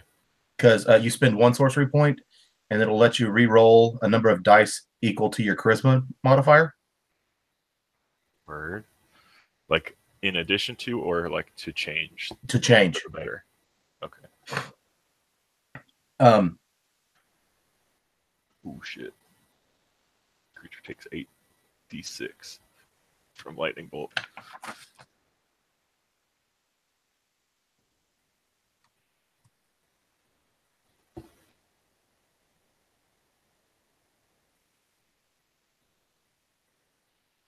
You only have 2 right now. Empowered is good. Twinned is good. Quickened is good. Quickened, you spend 2 sorcery points and can cast a spell that normally that takes 1 action in the time it takes to cast a bonus. Like a double cast it kind of thing. Yep. The only trick on double casting is if you cast a spell if you use that with a spell that's 1st level or higher, then you still have your action. All you can cast is a cantrip with that. Okay. So you wouldn't be able to like do a level 3 and then a level 3 again. Right. You know, Jim, I have a question because you would know more about this than I would. With that, speaking of which, the sorcerer ability, where it quickens, where it pretty much turns any spell into a bonus action, would it allow you to use that combat caster? You know, whenever you make an attack, whenever you make an attack of opportunity, you can do it with a. Well, no, never mind. It says a cantrip, doesn't it? I thought it was like it has to be a bonus action or something. Right. What it ends up doing is specifically changing something with the casting time of 1 action to a casting time of a bonus action. Yeah. I for a second there, because I thought Warcaster said a bonus action, but no. Now looking at it, it's cantrip. Never mind. But I would be completely behind having a meta magic feat that allows you to do that, basically do Warcaster with a higher level spell if you've got the sorcery points. I think that sounds good. Yeah. The only problem is like certain spells, people are like, I'm gonna do it with fireball. It's like, good luck with that. It's gonna happen right on you too. Yeah. Well, now I could see like a dragonborn, like if a something that's resistant to it. Like that would be a kind of a cool thing. Like, it's like all of a sudden you're sitting there fighting him, and then it's like he holds his hand and he shoots a fireball point blank on you. It's like Or if he multi-classed with Rogue or Monk and can fully avoid all of that damage and just keeps fireballing himself. Yeah. How do I avoid something that I see coming? Because I'm that good. I'm too fast for you. I'm too good. I mean, it's limited by level pretty heavily anyways, so it's not like you'd be going too crazy with it. It's like you only have 5 points at level 5, right? Right. Right now, you've only got what? I think it's you get the ability to use them at level 2, and you start with 2, and then you get 1 for every level up. Yeah, I think it's like I think because I know monks get more, but then again, monks' abilities are nowhere near as good as the sorcery borns are. But it's like the monk gets their level, I think, +1. I think something like that. I don't know, but I know like when it comes to the sorcery points, it's like their level or something like that. Yeah. I mean, I'm kind of glad they did not go too far with it because that would be absurd. Oh yeah, you have 150 sorcery points. Don't die. Yeah. Hey, Caleb, you ready for initiative? Yeah, let me find your player cards real fast. Do you need anything from me, Caleb? Yeah, let me write this thing out real fast. I'm gonna get your AC so that I can keep track of it instead of asking if it hits every time. Let's see, where did I write you down? Well, I hit all the time. Except when I stay out of the way. Sounds like a keen plan. Yeah. Let's I'm see. just going to make the wind blow all over the place. And then What is your AC and your passive perception? AC should be 12, unless I did that wrong. And Are you not wearing any armor? I mean, no. I think sorcerers can't wear armor. Yeah, they're Yeah. not proficient. No. Oh, And neither are drow. Yeah. And I don't know how to find passive. So what is your what's your perception bonus? What should be your wisdom? Are you +1? So is that your wisdom or is that your? Yeah, that's my wisdom. So that's your wisdom. On your skills on the left side under wisdom, it'll have perception. So are you proficient in perception? No. Okay, so then +1. Cool. So and then you just add 10 to that. So you're 12 and 11. Perfect. Make sure I got these other guys. All right. Yeah, let's roll initiative.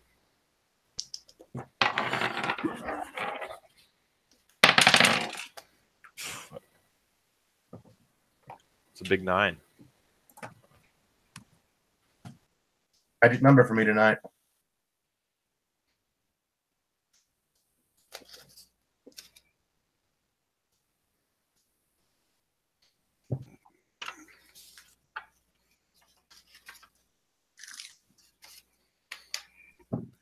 Ulthane, when you're ready. 17. Nice.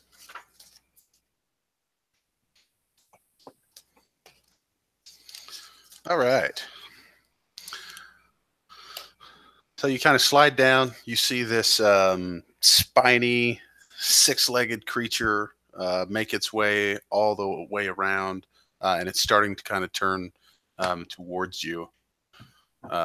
And you actually hear a noise from a little bit further in this flattened out area of the cave. And what is extremely odd is once you're kind of getting a better feel for the surroundings, this thing opened up. Now, I mean, you're probably 50 feet wide and you don't know how long. There are torches that are lighting the way all the way down on the far outside of each side, giving you fine visibility in this situation. And it extends upwards a great deal as well. But you hear this noise from the right side as the wall kind of crumbles, and you see another one of these things kind of walk out, and it's just sitting there, and it takes just this massive bite out of one of these. Now that you've noticed it, the wall between each one of these torches, there is like a statue of somebody kind of standing in like a pose with a shield, and another one is sitting there kind of looking like they're mid-spell, and there are archers who have arrows knocked, and this thing just takes a bite and starts to chew for a second, and it just spits all of the rubble out of its mouth and kind of sees the other one, and now is also turning towards you. Critter, you are up, my friend. How far away is this closest one? Closest one is maybe 15 feet.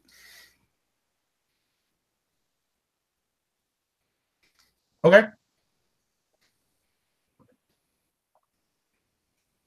This one is it is a greenish body, kind of a green blue mix, with these like orange rigid spikes that seem to be sticking all out of its back, and it has deep blue eyes that are kind of making its way towards you. Sweet. So the green one.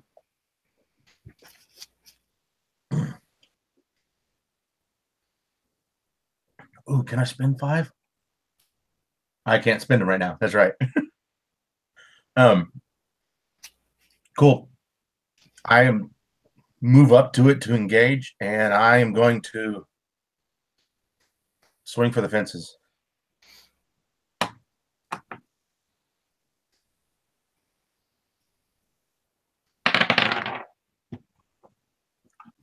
With the new strength, 26.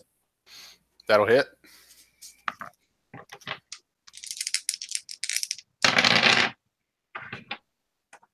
Cool. 12 points of slashing.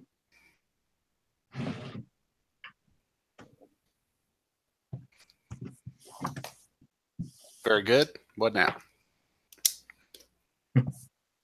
And I have to remember that in this game, if I move away, it gets to attack me. That is true. So you're not moving away then?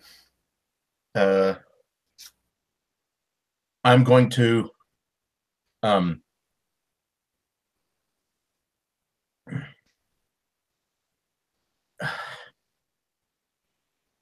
not smart enough. I'm going to stand right there. You know what? But I am smart enough for combat, so I'm going to take the rest of my movement.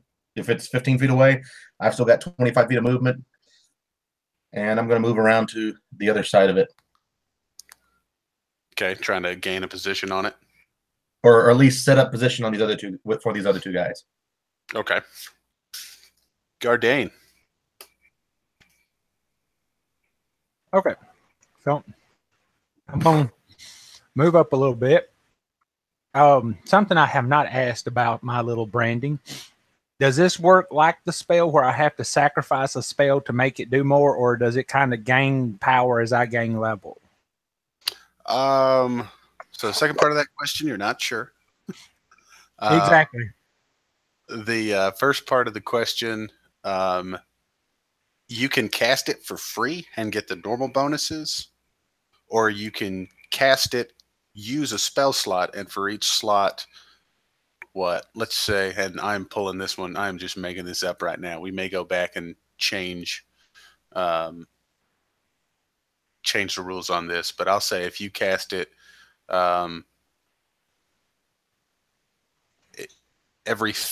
so a third level slot, you can raise the dice from a D4 to a D6. Holy cow. I'm blowing the third level one then. The heck with it. Yeah. So I will. So I'll like you know, I cup my hands trying to blow like I'm trying to get a fire started, and then I'll just throw it up, and this spark shower will erupt and start to cover everybody. Doesn't hurt, but it just, just dinks off everybody. I think I'm done. What'd you do there? Just so everyone's aware. Oh, I used the my bless ability from my brand. Mike, are you familiar with bless? I can be shortly. Okay, cool. It gives you bonuses. That's why it's good to be familiar with it. Is it higher than second level? Go First ahead. level. Okay. Yeah. So everybody. To 3. Yeah. Instead of a D4, we'll get a D6 to their dice. Their dice What's the roll. range in that? Will that be included? Let's see. I think you will because it. Hold on. Let me get it back. What range of 30 feet? Yeah, so if this thing was 15 feet away from you, it wouldn't, even if you went to the farthest point of it, you would still be within 30 feet. What was the range? 30. Okay, yeah, you'd still be within 30 feet. Great. You add a D4 to an attack roll or a saving throw. Right. And in this case, you add a D6 because he's going to use a 3rd level spell slot to earn his hand bless. The anti-baiter. And it takes an action to cast the regular one, so I'm guessing Yep, still it takes an the same. action. So yep, I'm done. Okay. The basilisk, the green one that just took the hit, sits there and finally sets up and finally coming into vision with the 3 of you still at the cave's entrance. Wait a minute. I'm sorry. That's not true. Ulthane. I skipped you, bro. You skipped me, bro. Sorry, Okay. sorry, bro. You didn't know he was in this cave. All right. It's a 6-legged Craig. Spider I Craig. know, right? He's all the bad guys. Spider Craig. Do whatever normal Craig can do. All right, anyway, well, seeing that Critter ran up there, Old Thing's not going to just leave him hanging. Old Thing goes blasting up there to him. Sweet. Are you making an attack roll? Yeah, I'm going to smack him twice. Okay. Smack him twice. That'll be a 20 and a 22. Both of those will hit. All right. Let me 2d8. Ah, damn it. There we go. Oh, no. Oh, my mouse. I hate this mouse. Okay. Oh, wow. He will take 18 points of damage. And let's see here. What's Critter's current state of protection? Supposedly. Have we had to use protection spells on him previously? Probably so. I think he's been using freak out spells on you and everybody else. So whatever you think here, man. Yeah, and I believe I'll cast as a bonus action. I'll cast Shield of Faith on Critter. Okay. Considering him and I are the ones up in melee currently. Very good. So Jim, your armor increases by 2. Sweet. Sounds like they're okay. Are you done? Are you done? Am I done? I don't know. If it involves the basilisk being next, I'd like to spend my god point to attack again, all that good stuff. No, Oh man, those don't work in this cave. Anti-god cave? Oh. Yeah, dude. I know. So yeah, the basilisk turns. And like I said, actually it would probably turn and see you. Where did you end up on this guy in relation to where you were? Well, if me sliding down, I got to my feet and everything and saw it come come down. Did Critter go towards the one that was the nearest? Just out of curiosity. He's on Because the far if- side of it right now, but yes. Yeah.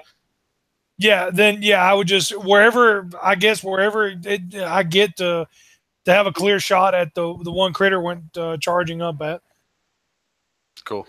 Well, so that's the one you just hit. Yeah, he took 18 points of damage. Yes. Yes. Okay. So then it would turn to you, and the other two that are behind would also need to do this. Can I get a Constitution save, please? From all of us? Woo. No, not you. Everybody else, though. All right. 17.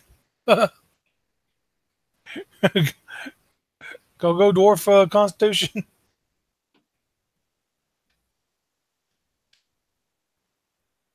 What'd you get, Mike?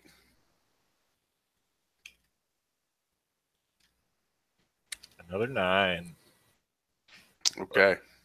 Remember to add a D6 to that roll, bro. Oh yeah, you are blessed. Good call. Maybe I can get a 6. 6. So is that a 15 then? Yeah. Okay. Still nothing. I got a 17. Okay.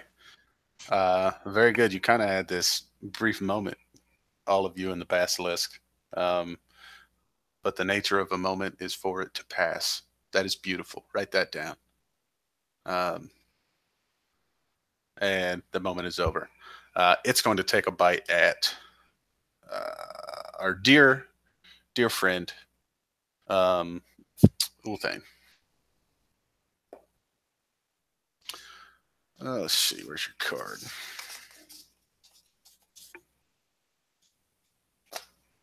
So he goes in to take a bite at you, Ulthane. And he does. He bites down real hard, but it seems to have issue with the armor that you're wearing, and it releases before it actually digs in and does any damage. And it kind of turns to face you, Critter.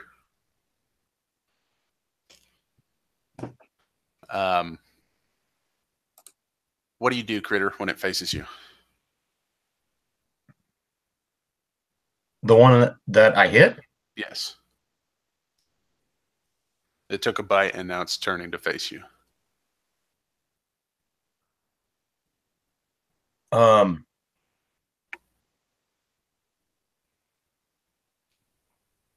I'm standing ready to attack it. Okay. Then make a con save.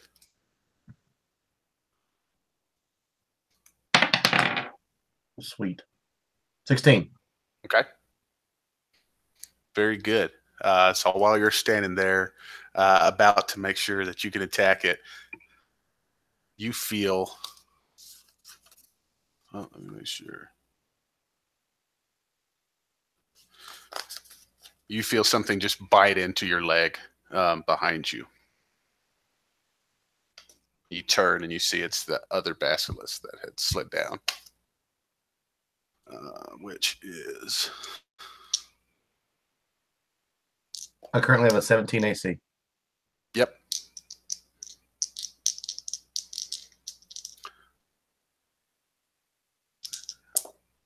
So you take 13 points of piercing and 9 poison. Wow.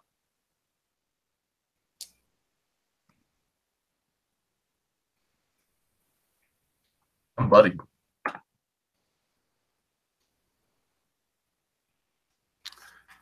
That brings us to Breck. Welcome to the fight. Oh, hi. Is it just the 2 of these things? How many did you say there were? Yep, just the 2 that you can see right now. That we can see? I don't like that. You can spend your turn looking for other ones if you want. Yeah, can we... Is it that we can see because it's dark in there? I thought you said there was torches all over. It is extremely well lit. there's like crevices and stuff everywhere that they could be hiding in that. There's statues lining a flat wall down the side. So this thing you just didn't notice it the first time you slid down because you were face to face with the first one, and then it made a noise, so you noticed it.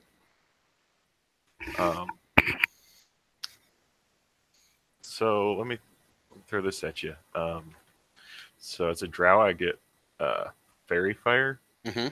If some of these statues were not actually statues but enemies, would fairy fire illuminate around them so we could? If they were shapeshifters, yes. That's a big if. I don't know. I think before I go too crazy, I would like to kind of see if there's any more trouble heading our way. Okay. So I will use your passive unless you want to roll for it and use your active. If you use That your probably active, sounds you better. use your action. Right. I haven't been rolling very good, so the next one's got to be good, right? Is that the way dice work? Yep, that's how that works. I'm gonna go for it. I'm gonna go for it. Okay. I'm not like thrown off by the whole Constitution save thing earlier, right? Right, yeah. No, and in fact, Okay. that moment you can't place what that is. Cool. Well, I got 19 plus 1 there, so. Gotcha. The only thing that's new that you have now noticed is way down the hall. You can make out the shape of a figure that is moving towards you. Its speed, there's no way of knowing. Okay. There's something casting a shadow towards you. All right. Would you like to move or anything? I want to kind of maybe sidestep a little bit so I can get a better view of what's going on down the hallway. I got some ideas, Okay. but that'll be it. I'll just kind of sidestep to maybe get out of the line of sight that the others are in. Okay. Critter.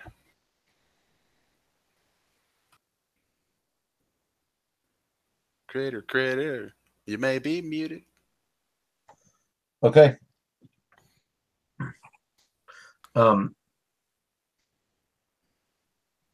Critter goes for the big swing. Wolfane's talking about he's going to go work the forges. I'm going, looks like I'm the one who's going to work the forges. All right. Oh, yeah, D6.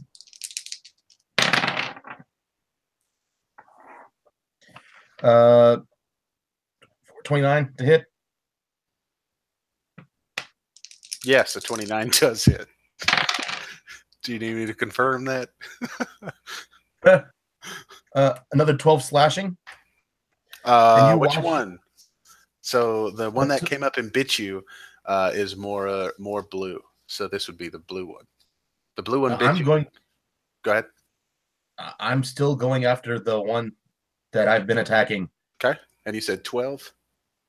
Yep, 12 slashing. Okay. And, just in a blur, you watch me do it again.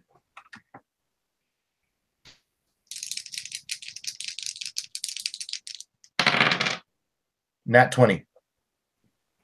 That is a critical hit. I even rolled a 6 on the D6. I mean, this is as high as I could possibly roll. It was meant to be. Oh, and straight up trash on my D6s. 6, 12, 16, 21 points of slashing. How you kill that thing? You literally, the rest of you're seeing in perfect black and white form. Just you watch one quick hit as I cut its legs out from under me, and as it's looking up, blade through the side of its head, ripping right through its eyes. And it collapses. Anything else you want to do, Critter? Yeah. Help! This other one behind me bit me. Oh God!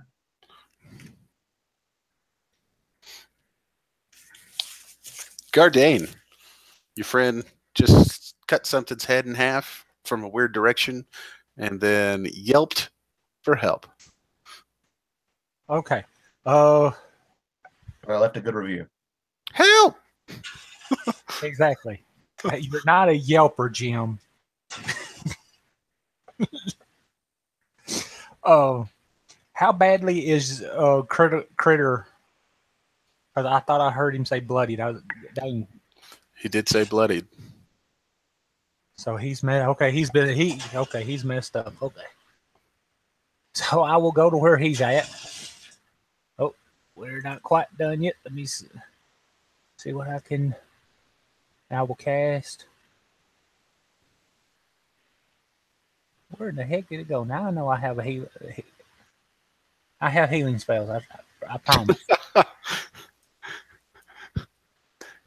You didn't prep any of them. You've just been staring at your hand.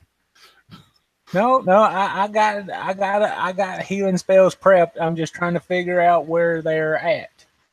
Oh, there it is. Okay, so I'm going to go over to where he is, reach out and touch him. Let me see here. I'm going to cast Cure Wounds. He's pretty bad, so I will pop it at second level, I believe. How many third levels do I got? Yeah, it'll have to be second level. So let's see here. 2d8 plus my caster level. Where'd it go? Well, that is not exactly the best roll. So you get 6.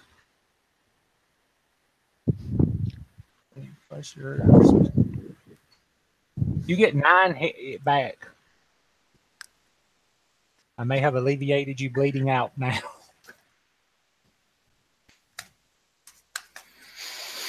All right, Gardane. So you've moved. You've done your action. Do you have a bonus?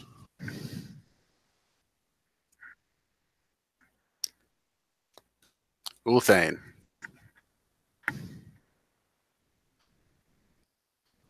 Your buddy is in dire need of assistance. All right. Well, seeing that my comrade here is seeing that my brother gave him kind of a weak heal. The creature's still behind him, correct? Yeah, the creature's right there, and it looks like it's about to take another bite. All right. So what Ulthane does is Ulthane will put himself right next to his buddy, next to within a good bit to him. And I'll pat him on the shoulder and I'll go, that reminds me of Paladin Butters. There, mister. I pat him on. Old thing kind of pats him on the back, go, come on, you're not down yet. And I'm going to pump, if 25 will get you back to max.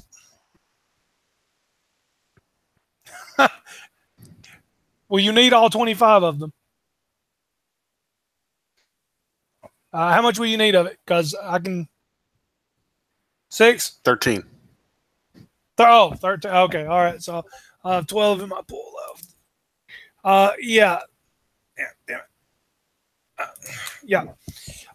And after that, I am going to, as a bonus action, cast Hunter's Mark on this here Basilisk. Okay. Raising my shield, get ready to see if he's going to bite Mr. Kitty again. All right. He rears back and he is going to try. He is going to make all attacks at Mr. Kitty with disadvantage. I'm going to use my reaction to be the shield. How do you deflect? How do you deflect? Because he's going in for a bite here, and your disadvantage help to block it. How do you deflect? Well, when he goes to bite him, he kind of figures that, these creatures, them being of stone, so dwarves somewhat have an idea of what they are. So what he does is like he's kind of using Critter as bait, but not bait like, oh, I'm going to leave you helpless. But when he goes to bite at Critter, he gets a shield slammed in the side of his head. Nice. And it definitely knocks him off, and he just kind of bites down real hard. He is going to reposition so that he's kind of now facing you with Critter at his 2 o'clock. Breck, I will give you this passively. The figure especially after the loud bite and what other events that occurred, the big smash there, the figure drops whatever it's holding. You see it kind of fall to the ground, and you see him come running. You can't make out, I guess, anything other than it's a him. How far away, roughly? Real far away, or? I mean, yeah, still a long way away. Okay, because I was thinking I'm gonna do my best to slow him down while we deal with Lizard Boy here. So I'd like to kind of run behind it past this basilisk. Okay. And cast Gust of Wind toward the figure that's running towards us. If it would be necessary, I can also kind of fly towards them with that Tempestuous Magic, the storm sorcery thing. Lets you cast a spell kind of with wind, fly 10 feet without an opportunity attack. So if I need to like not draw attack from the basilisk, I would do that. But now that you brought it up, you definitely have to do that. What does that look like? So I mean, kind of in a like run and then dive, but this wind kind of picks up around his cloak, around Breck's cloak, and not like a sail, but Breck is sailing through the air, kind of carried by the wind like a wave. And then after around 10 feet, lands on his feet and casts Gust of Wind, which will be a big 60-foot pillar of wind, basically 10 foot wide, 60 feet long, that I can channel for a minute, I guess, roughly. There. Yeah. Okay. Just trying to slow him down. It'll half his movement toward me. Okay. 1 foot, or must spend 2 feet for every 1 foot, so usually half movement. Gotcha.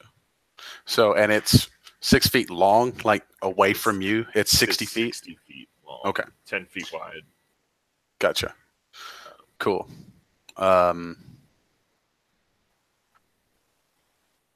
Okay. Strength Critter. throw. Yeah, he's not that close yet. Okay. It's still a little ways away. Cool. But I can see him. You haven't noticed it. You've been dealing with the basilisks. Oh, this other one's still alive. You betcha. I don't think anyone's hit it. I'm going to swing at it.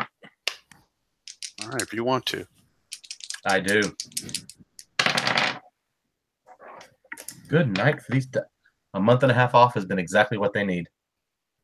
Over 21. Okay.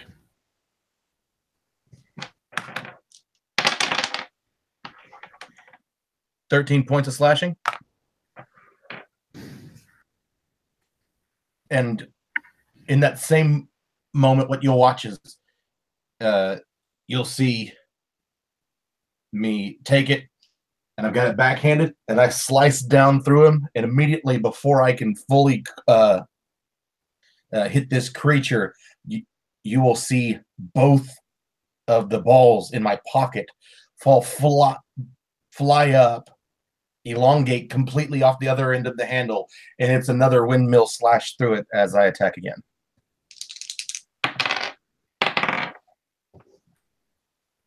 $25. Yes.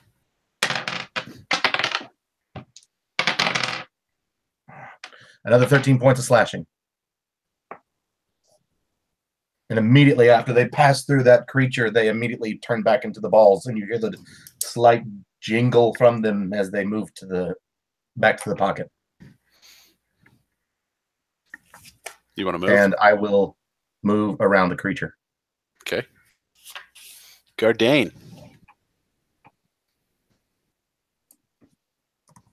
Alrighty. Everybody seems to be okay. There are no more bleeding.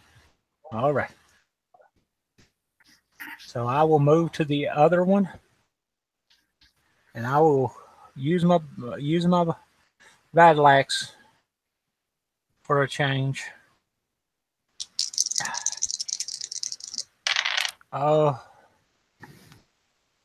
18. An 18 hits. Okay. 5 slashing damage.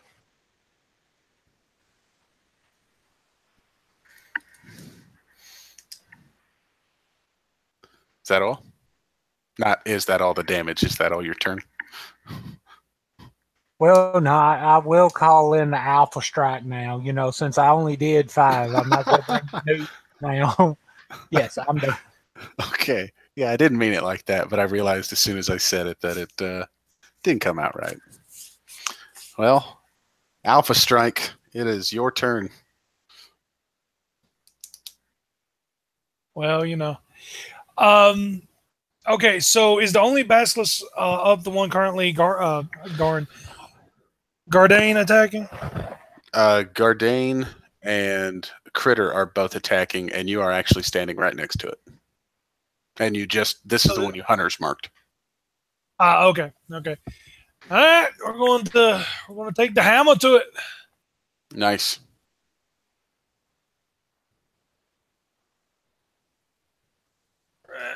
And wow. Okay, now I gotta add D6 because I'm going to need a D6 for both of these. Double 16. That'll hit. Cool.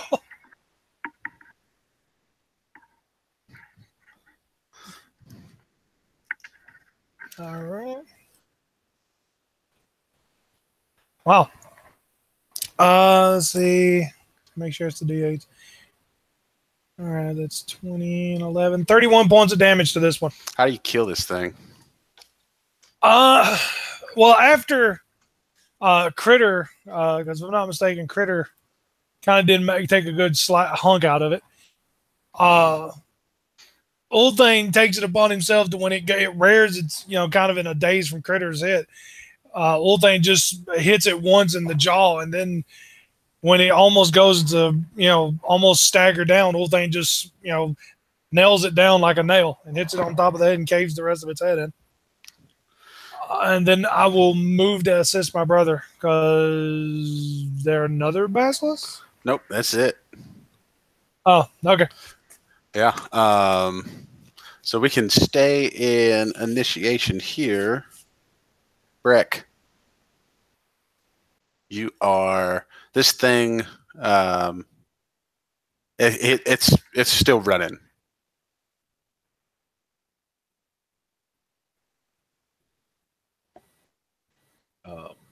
Has everybody else noticed this bastard yet? Let's say at some point over the last 2 rounds, you said, someone's coming. Oh, man. So how has he entered the wind yet here? He would probably have run up to the edge of it and sat there, and you can see him cupping something around, cupping his hands around his mouth. Oh, good. But the sound of this whirling wind, you cannot hear. Cool. I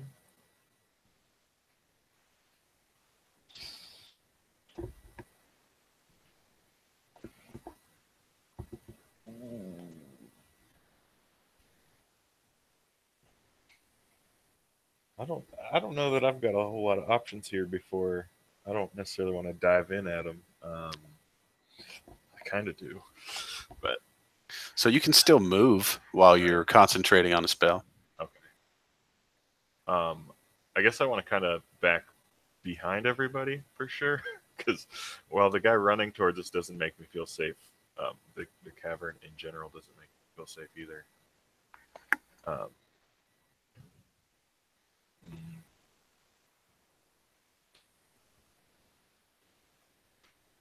no, Okay. and honestly, I think I'm waiting for the action to happen. I don't want to be leading the way out of this. So you can, hallway. if you're concentrating, yeah, you still can. You can prepare or ready an action if you like, where you make a if this then that statement. Okay. But it can only include things that would qualify for an action or a bonus action. You cannot Right. include a move in that. Okay. I want to go ahead and instead of like running back away, just kind of stand my ground and prepare a shocking grasp. And, like, Okay. just kind of get a little electricity in my hands here. Sure. Waiting for something to happen. Does that feel right?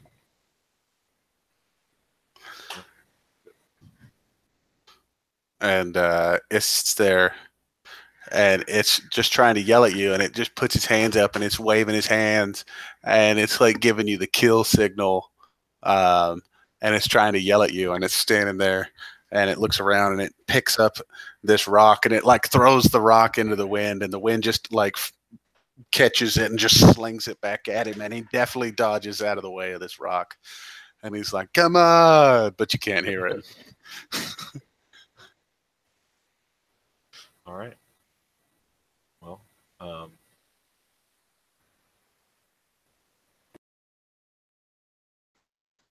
should I be stopping the wind here?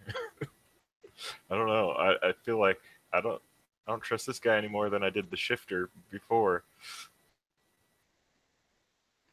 The we will stay in initiative as long as you have that channeled. Okay, I'll cut it out here. Okay. So you guys have fallen out of initiative. I'll just make you re-roll initiative. I wanted you to waste a slot there. I'm kidding. Perfect. So Good thing I used but- a cantrip. once that the air dissipates, you can hear him. He just starts yelling, and not only that, but this cavern just starts filling up with just echoes of just a million things you didn't hear, but now it's just starting to echo all around for a second. It gets very loud, and you can see the guy who is now probably 70 feet away, just outside of what that range was. And you can see him kind of looking around, and he sees you guys, and he just holds his hands out and brings his hands together real loud. And it's whatever the exact opposite reverse sound of a clap is what happens as all the sound just comes into his clap, sort of reverse, not echoing. And he just pulls his hands apart. And as he does, you can see him steaming. And he runs up to you guys, and he says, "Oh my, I was coming to help. It looks, manners. Sorry, manners." And he takes this a little towel out, and he sits there and cleans his hands, puts the towel back out, and he goes and he extends a hand to all of you guys, and he's like, "Oh, I'm so glad that you guys finally came. My name is Coletti. I've been waiting for you guys for a long time. This is very exciting." And he kind of pulls his hands back, and he's like, "Oh, sorry, excuse me." And he takes a couple deep breaths, and you can see he buttons his shirt across, and he's got a very like elevator man outfit. And he actually, down to the hat, he sits there and like pops the hat out and puts it on his head. "My name's Coletti. We've been waiting for you for a while. Please follow me." And he turns and he starts walking back the way he came. And he stops and he looks back and he's like, "Aren't you coming?"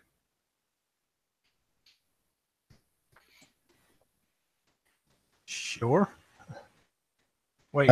Completely distracted by my sword. Looking at the bladed end. And the empty end. I switch hands and pull out the stress balls. And I keep walking, directing the blade, keeping the 2 metallic balls in my hand as they jingle. So I take it. Wait, you've been waiting for us. Yes. The yes. Which one of you was it? Oh, I'll pull out a flyer. Here you go. This guy wants a flyer. Yep. And he takes the flyer and he's like, "Ah, yes, the Guild of Heroes. That's still in operation then. Perfect." And he kind of folds it up, puts it under his arm. Very good, very good. But which one of you was it? Which, you know, one of you come in and I get to go. Which one of you was it? Oh, that would be him. And I'll be pointing at Ulthane. Oh, whew. Oh, what was it like when he first talked to you?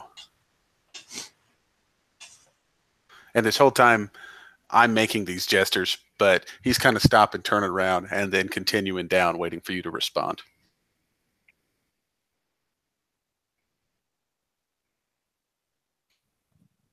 Ulthane,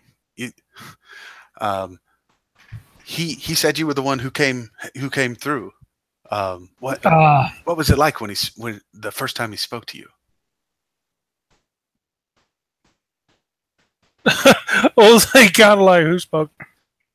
Like kind of like I was aware it was my conscience getting the better half of me, but I wasn't aware of somebody spoke. I says I had a feeling to come down this way. That was one of us. I says that's yes. but, I imagine all of you are. I mean, this is the Cave of Heroes. Only heroes can enter here, so all of you must be heroes. What? we are. In our own right, we are. Wait. Did you not talk to him? I says I've not talked to any. This is I passed by the cave. I had a feeling to go down the and here I am. I said, or here we are, I should say. Do you mean Kadroth? I have never heard of this person. Is he a hero as well? Is he the one who came through? Came through with the chickens? Yeah, he's always good for some chicken. He's always coming to. Chickens? What? And he stops. What the devil are you talking about? Chickens? Swamp No. chickens. If you didn't talk to him, then that means you must have talked to her. No. I heard the trees talking to each other. Somebody talking about a deal. Yes. But nothing was The was really spoken to us.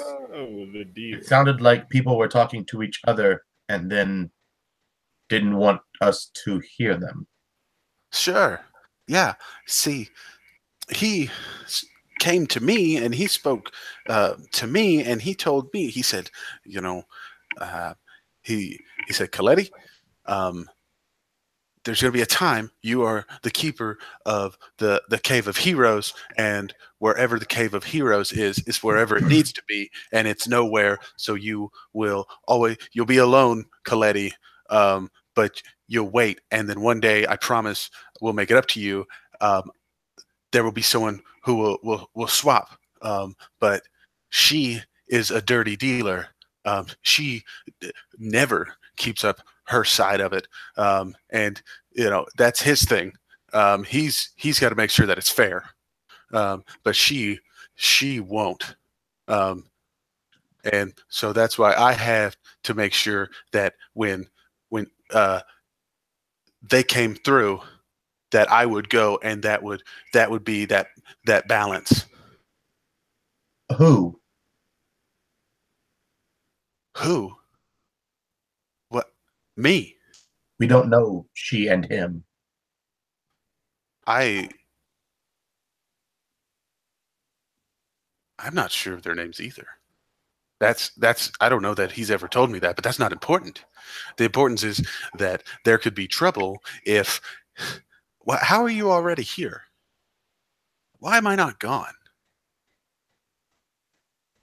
He told me that there would be like souls, and that is the only way that two could trade places.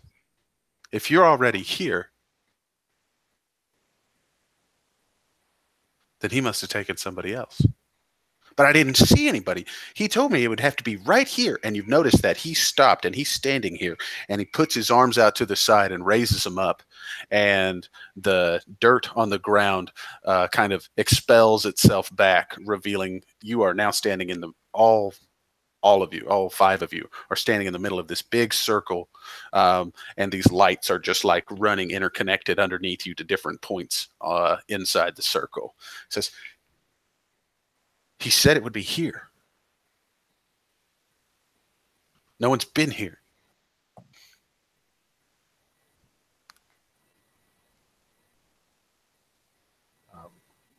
Can I use a spell here? Cantrip?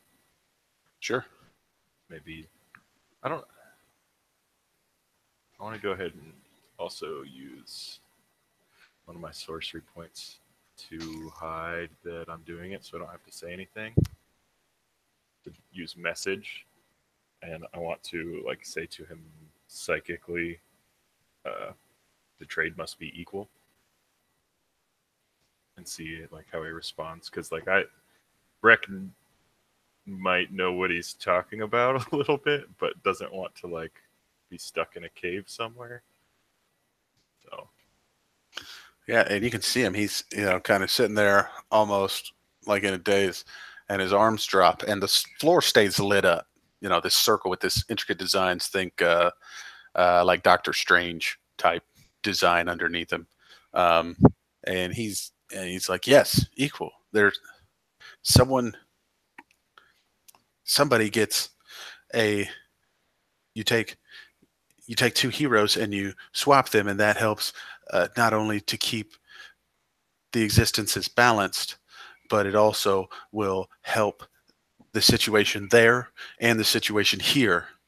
Perhaps my purpose here has been served, and I am needed somewhere else. Now, you think about it for a minute here, Breck.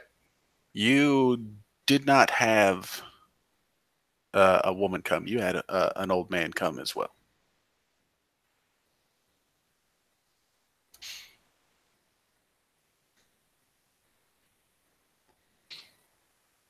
Well, were they here? Where was the man and the woman here? In this place, in the Hall of Heroes, or? And he says, I don't know that. From what I understand, she uses this place as like a gate, or like a doorway, or even a hallway. She doesn't ever stay.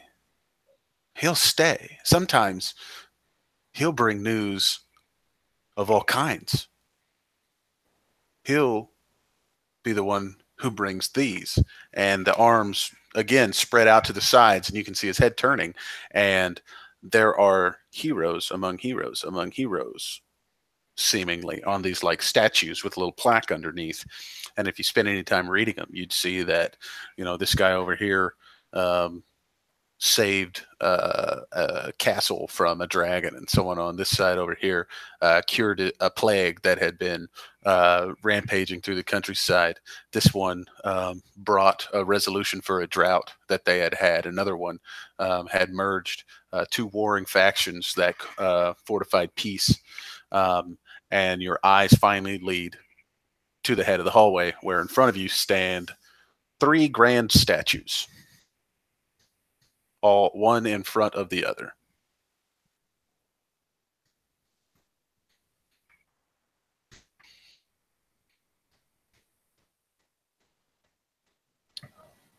Can we see Oh, wow. like what's up with those ones? Yeah. Like, is there like plaques or whatever on those? So he actually kind of gives you a speech, and for a moment, the enormity is more than like it. You almost can't hear him even saying who they are or what they're doing. You're taking it in. The first statue, the one standing at the back, is just this sort of bald-headed. Even in comparison to how large these statues are, this thing is huge, and he is just lean, muscle, no shirt, and he's just got a bald head and his face clean shaven. He's got these etchings over his eyes, and as you're looking at it, the name, you hear Coletti say Evermind, and then right in front of it there is a it is almost this, well, you're familiar enough with him. There's this shifter, and he is kind of in this pose where he has a hold of something that's sort of between his branches, and even though he's squatted down, behind him he is holding on to this throwing javelin, and he's got this thing, and he's just looking forward out, and then finally stepping the closest one in front of you. This is the smallest of them all, and he stands with this helmet that's almost too big for his face, this enormous shield on one arm that's got a finely detailed eye on it, and in his right hand he has this sword that's stretched out, and the stone of the sword is almost marbled with this green spiral.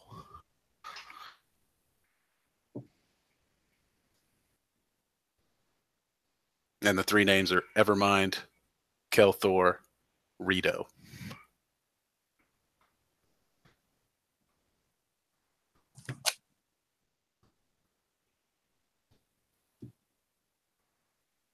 And what's the significance? Does this guy mention them? He tells you that these are ones that the man with the beard has brought the stories, and these statue, he explains that the statue actually grows based on the stories that are told of these individuals, and these are the 3. And which one's the biggest?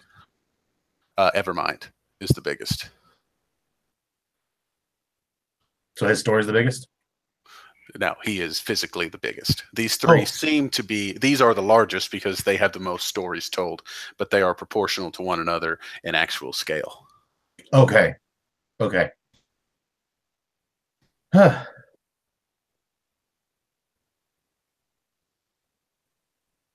So why is he showing these to us?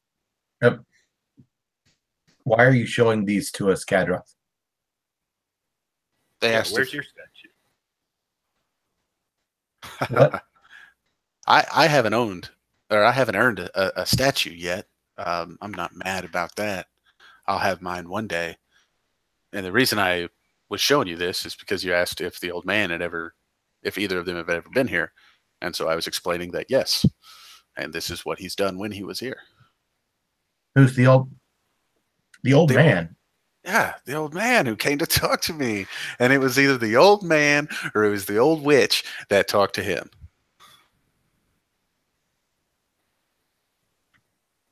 It was probably the witch. Did you talk to the witch? No, I didn't. And they made deals? Yes. And the deal must be equal. If I am supposed to go and someone is supposed to come in, he, pointing at Breck, if he came in, then someone had to switch places with him.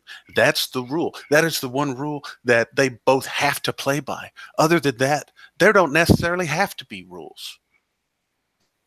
So what if we try to leave? Then leave. I'm Somebody waiting has to for come a in. purpose.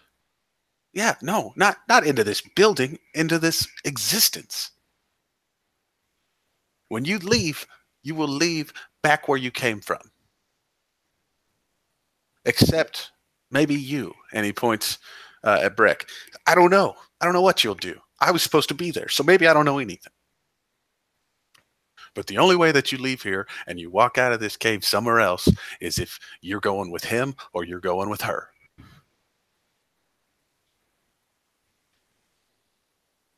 So whose place did you take? I've always been here. The old man found me, brought me here, told me that the fate of the world would depend on this someday, and here I am. Well, I talked to the old man, but he didn't bring me here exactly. What did he say? He said the trade must be equal. Did he say anything else? Just said the trade must be equal.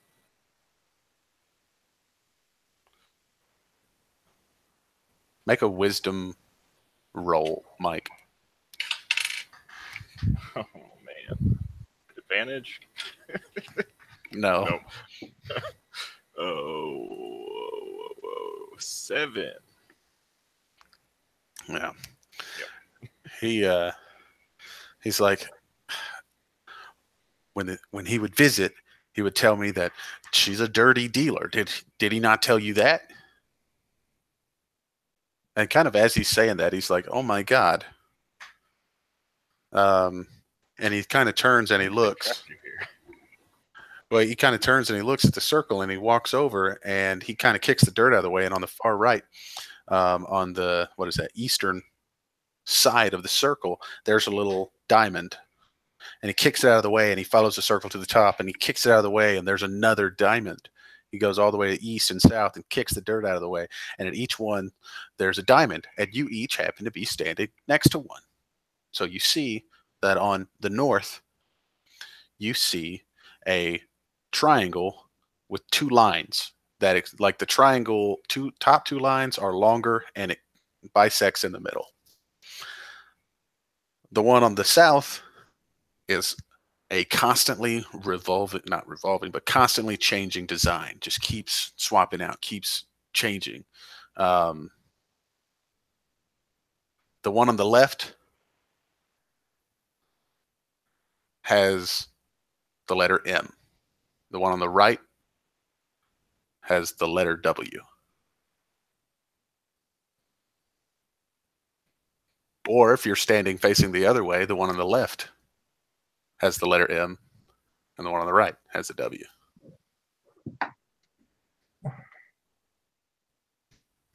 And he sits there and he's like, nobody came through. You see, he never told me his name. But what he did tell me was that he always has to keep her in line, keep her in line. She's all about chaos. And so if she's a dirty dealer, I wonder if he was hedging his bets and bringing you through, thinking that she's going to cheat him. He's trying to balance the scale. And he kind of walks around as you 4 are standing at the 4 points. And he's walking in. Every time he makes a point, he's kind of pointing at it. So that has to be what's going on. It's just nobody's come through yet. And then, boom, this loud crash happens. And for a moment, you all see this storm dust cloud spiraling in, and he's gone. He has blinked out. And in front of you in this cave, it is just this sandstorm. It's just whirling. And you see this face kind of come through, and it says, "You're a long way from home now." And he blinks out, or that old woman voice blinks out and is gone. And now this sandstorm is just whirling, and you all put your hands up. And you just hear this voice coming from somewhere inside this sandstorm as it slowly starts to die down, and it's almost tempered and echoey, and it's just screaming, and it's just like, no, no, no, no, no, no. And he's just turning and thrashing, and the whole time he's just got this white cowl, and it's pulled down over his eyes with red lining all around, and it's like, no, no, no, no, no. Oh. And he turns, and you can't see any of his features. All you see is some hair that's sticking out underneath the cowl. And he turns, and he's looking at all of you. And almost at the same time, all of you hear the word Losiel. And he says, "Oh, she took me to. I'm not anywhere. I was right there. I could see it. I was right there." And he sits there, and you can see him just start to just thump with just anger. And the sand is finally starting to now just kind of spiral around him, and the sand is building up beside him in mounds. And he's turning, and he's looking, and again, still every time you can almost see him, he turns and looks at someone else and spins around, and he kind of stands up, and he looks down at the ground, and he grabs a handful of this sand, and he holds it in his hand. And he says, "I'm going to go fucking home." And as he's saying this, he squeezes his hand, and sand starts pouring out both sides. And almost from the inside of his fist, it flickers on like a flame, and the sand starts turning into this arched black glass. And he sits there, and he reaches his hand up to his face, pulls his cowl off, and turns to you and says, "Roll initiative." And we're going to end there tonight. So I appreciate everybody playing. We will pick this up probably in 2 weeks. We'll see how that goes. So anyway, I had a lot of fun tonight. Hope everybody else did. Again, thanks for playing with me, Clyde, Mike, Jim, and our good buddy Eric. See you guys in 2 weeks. See ya. Bye.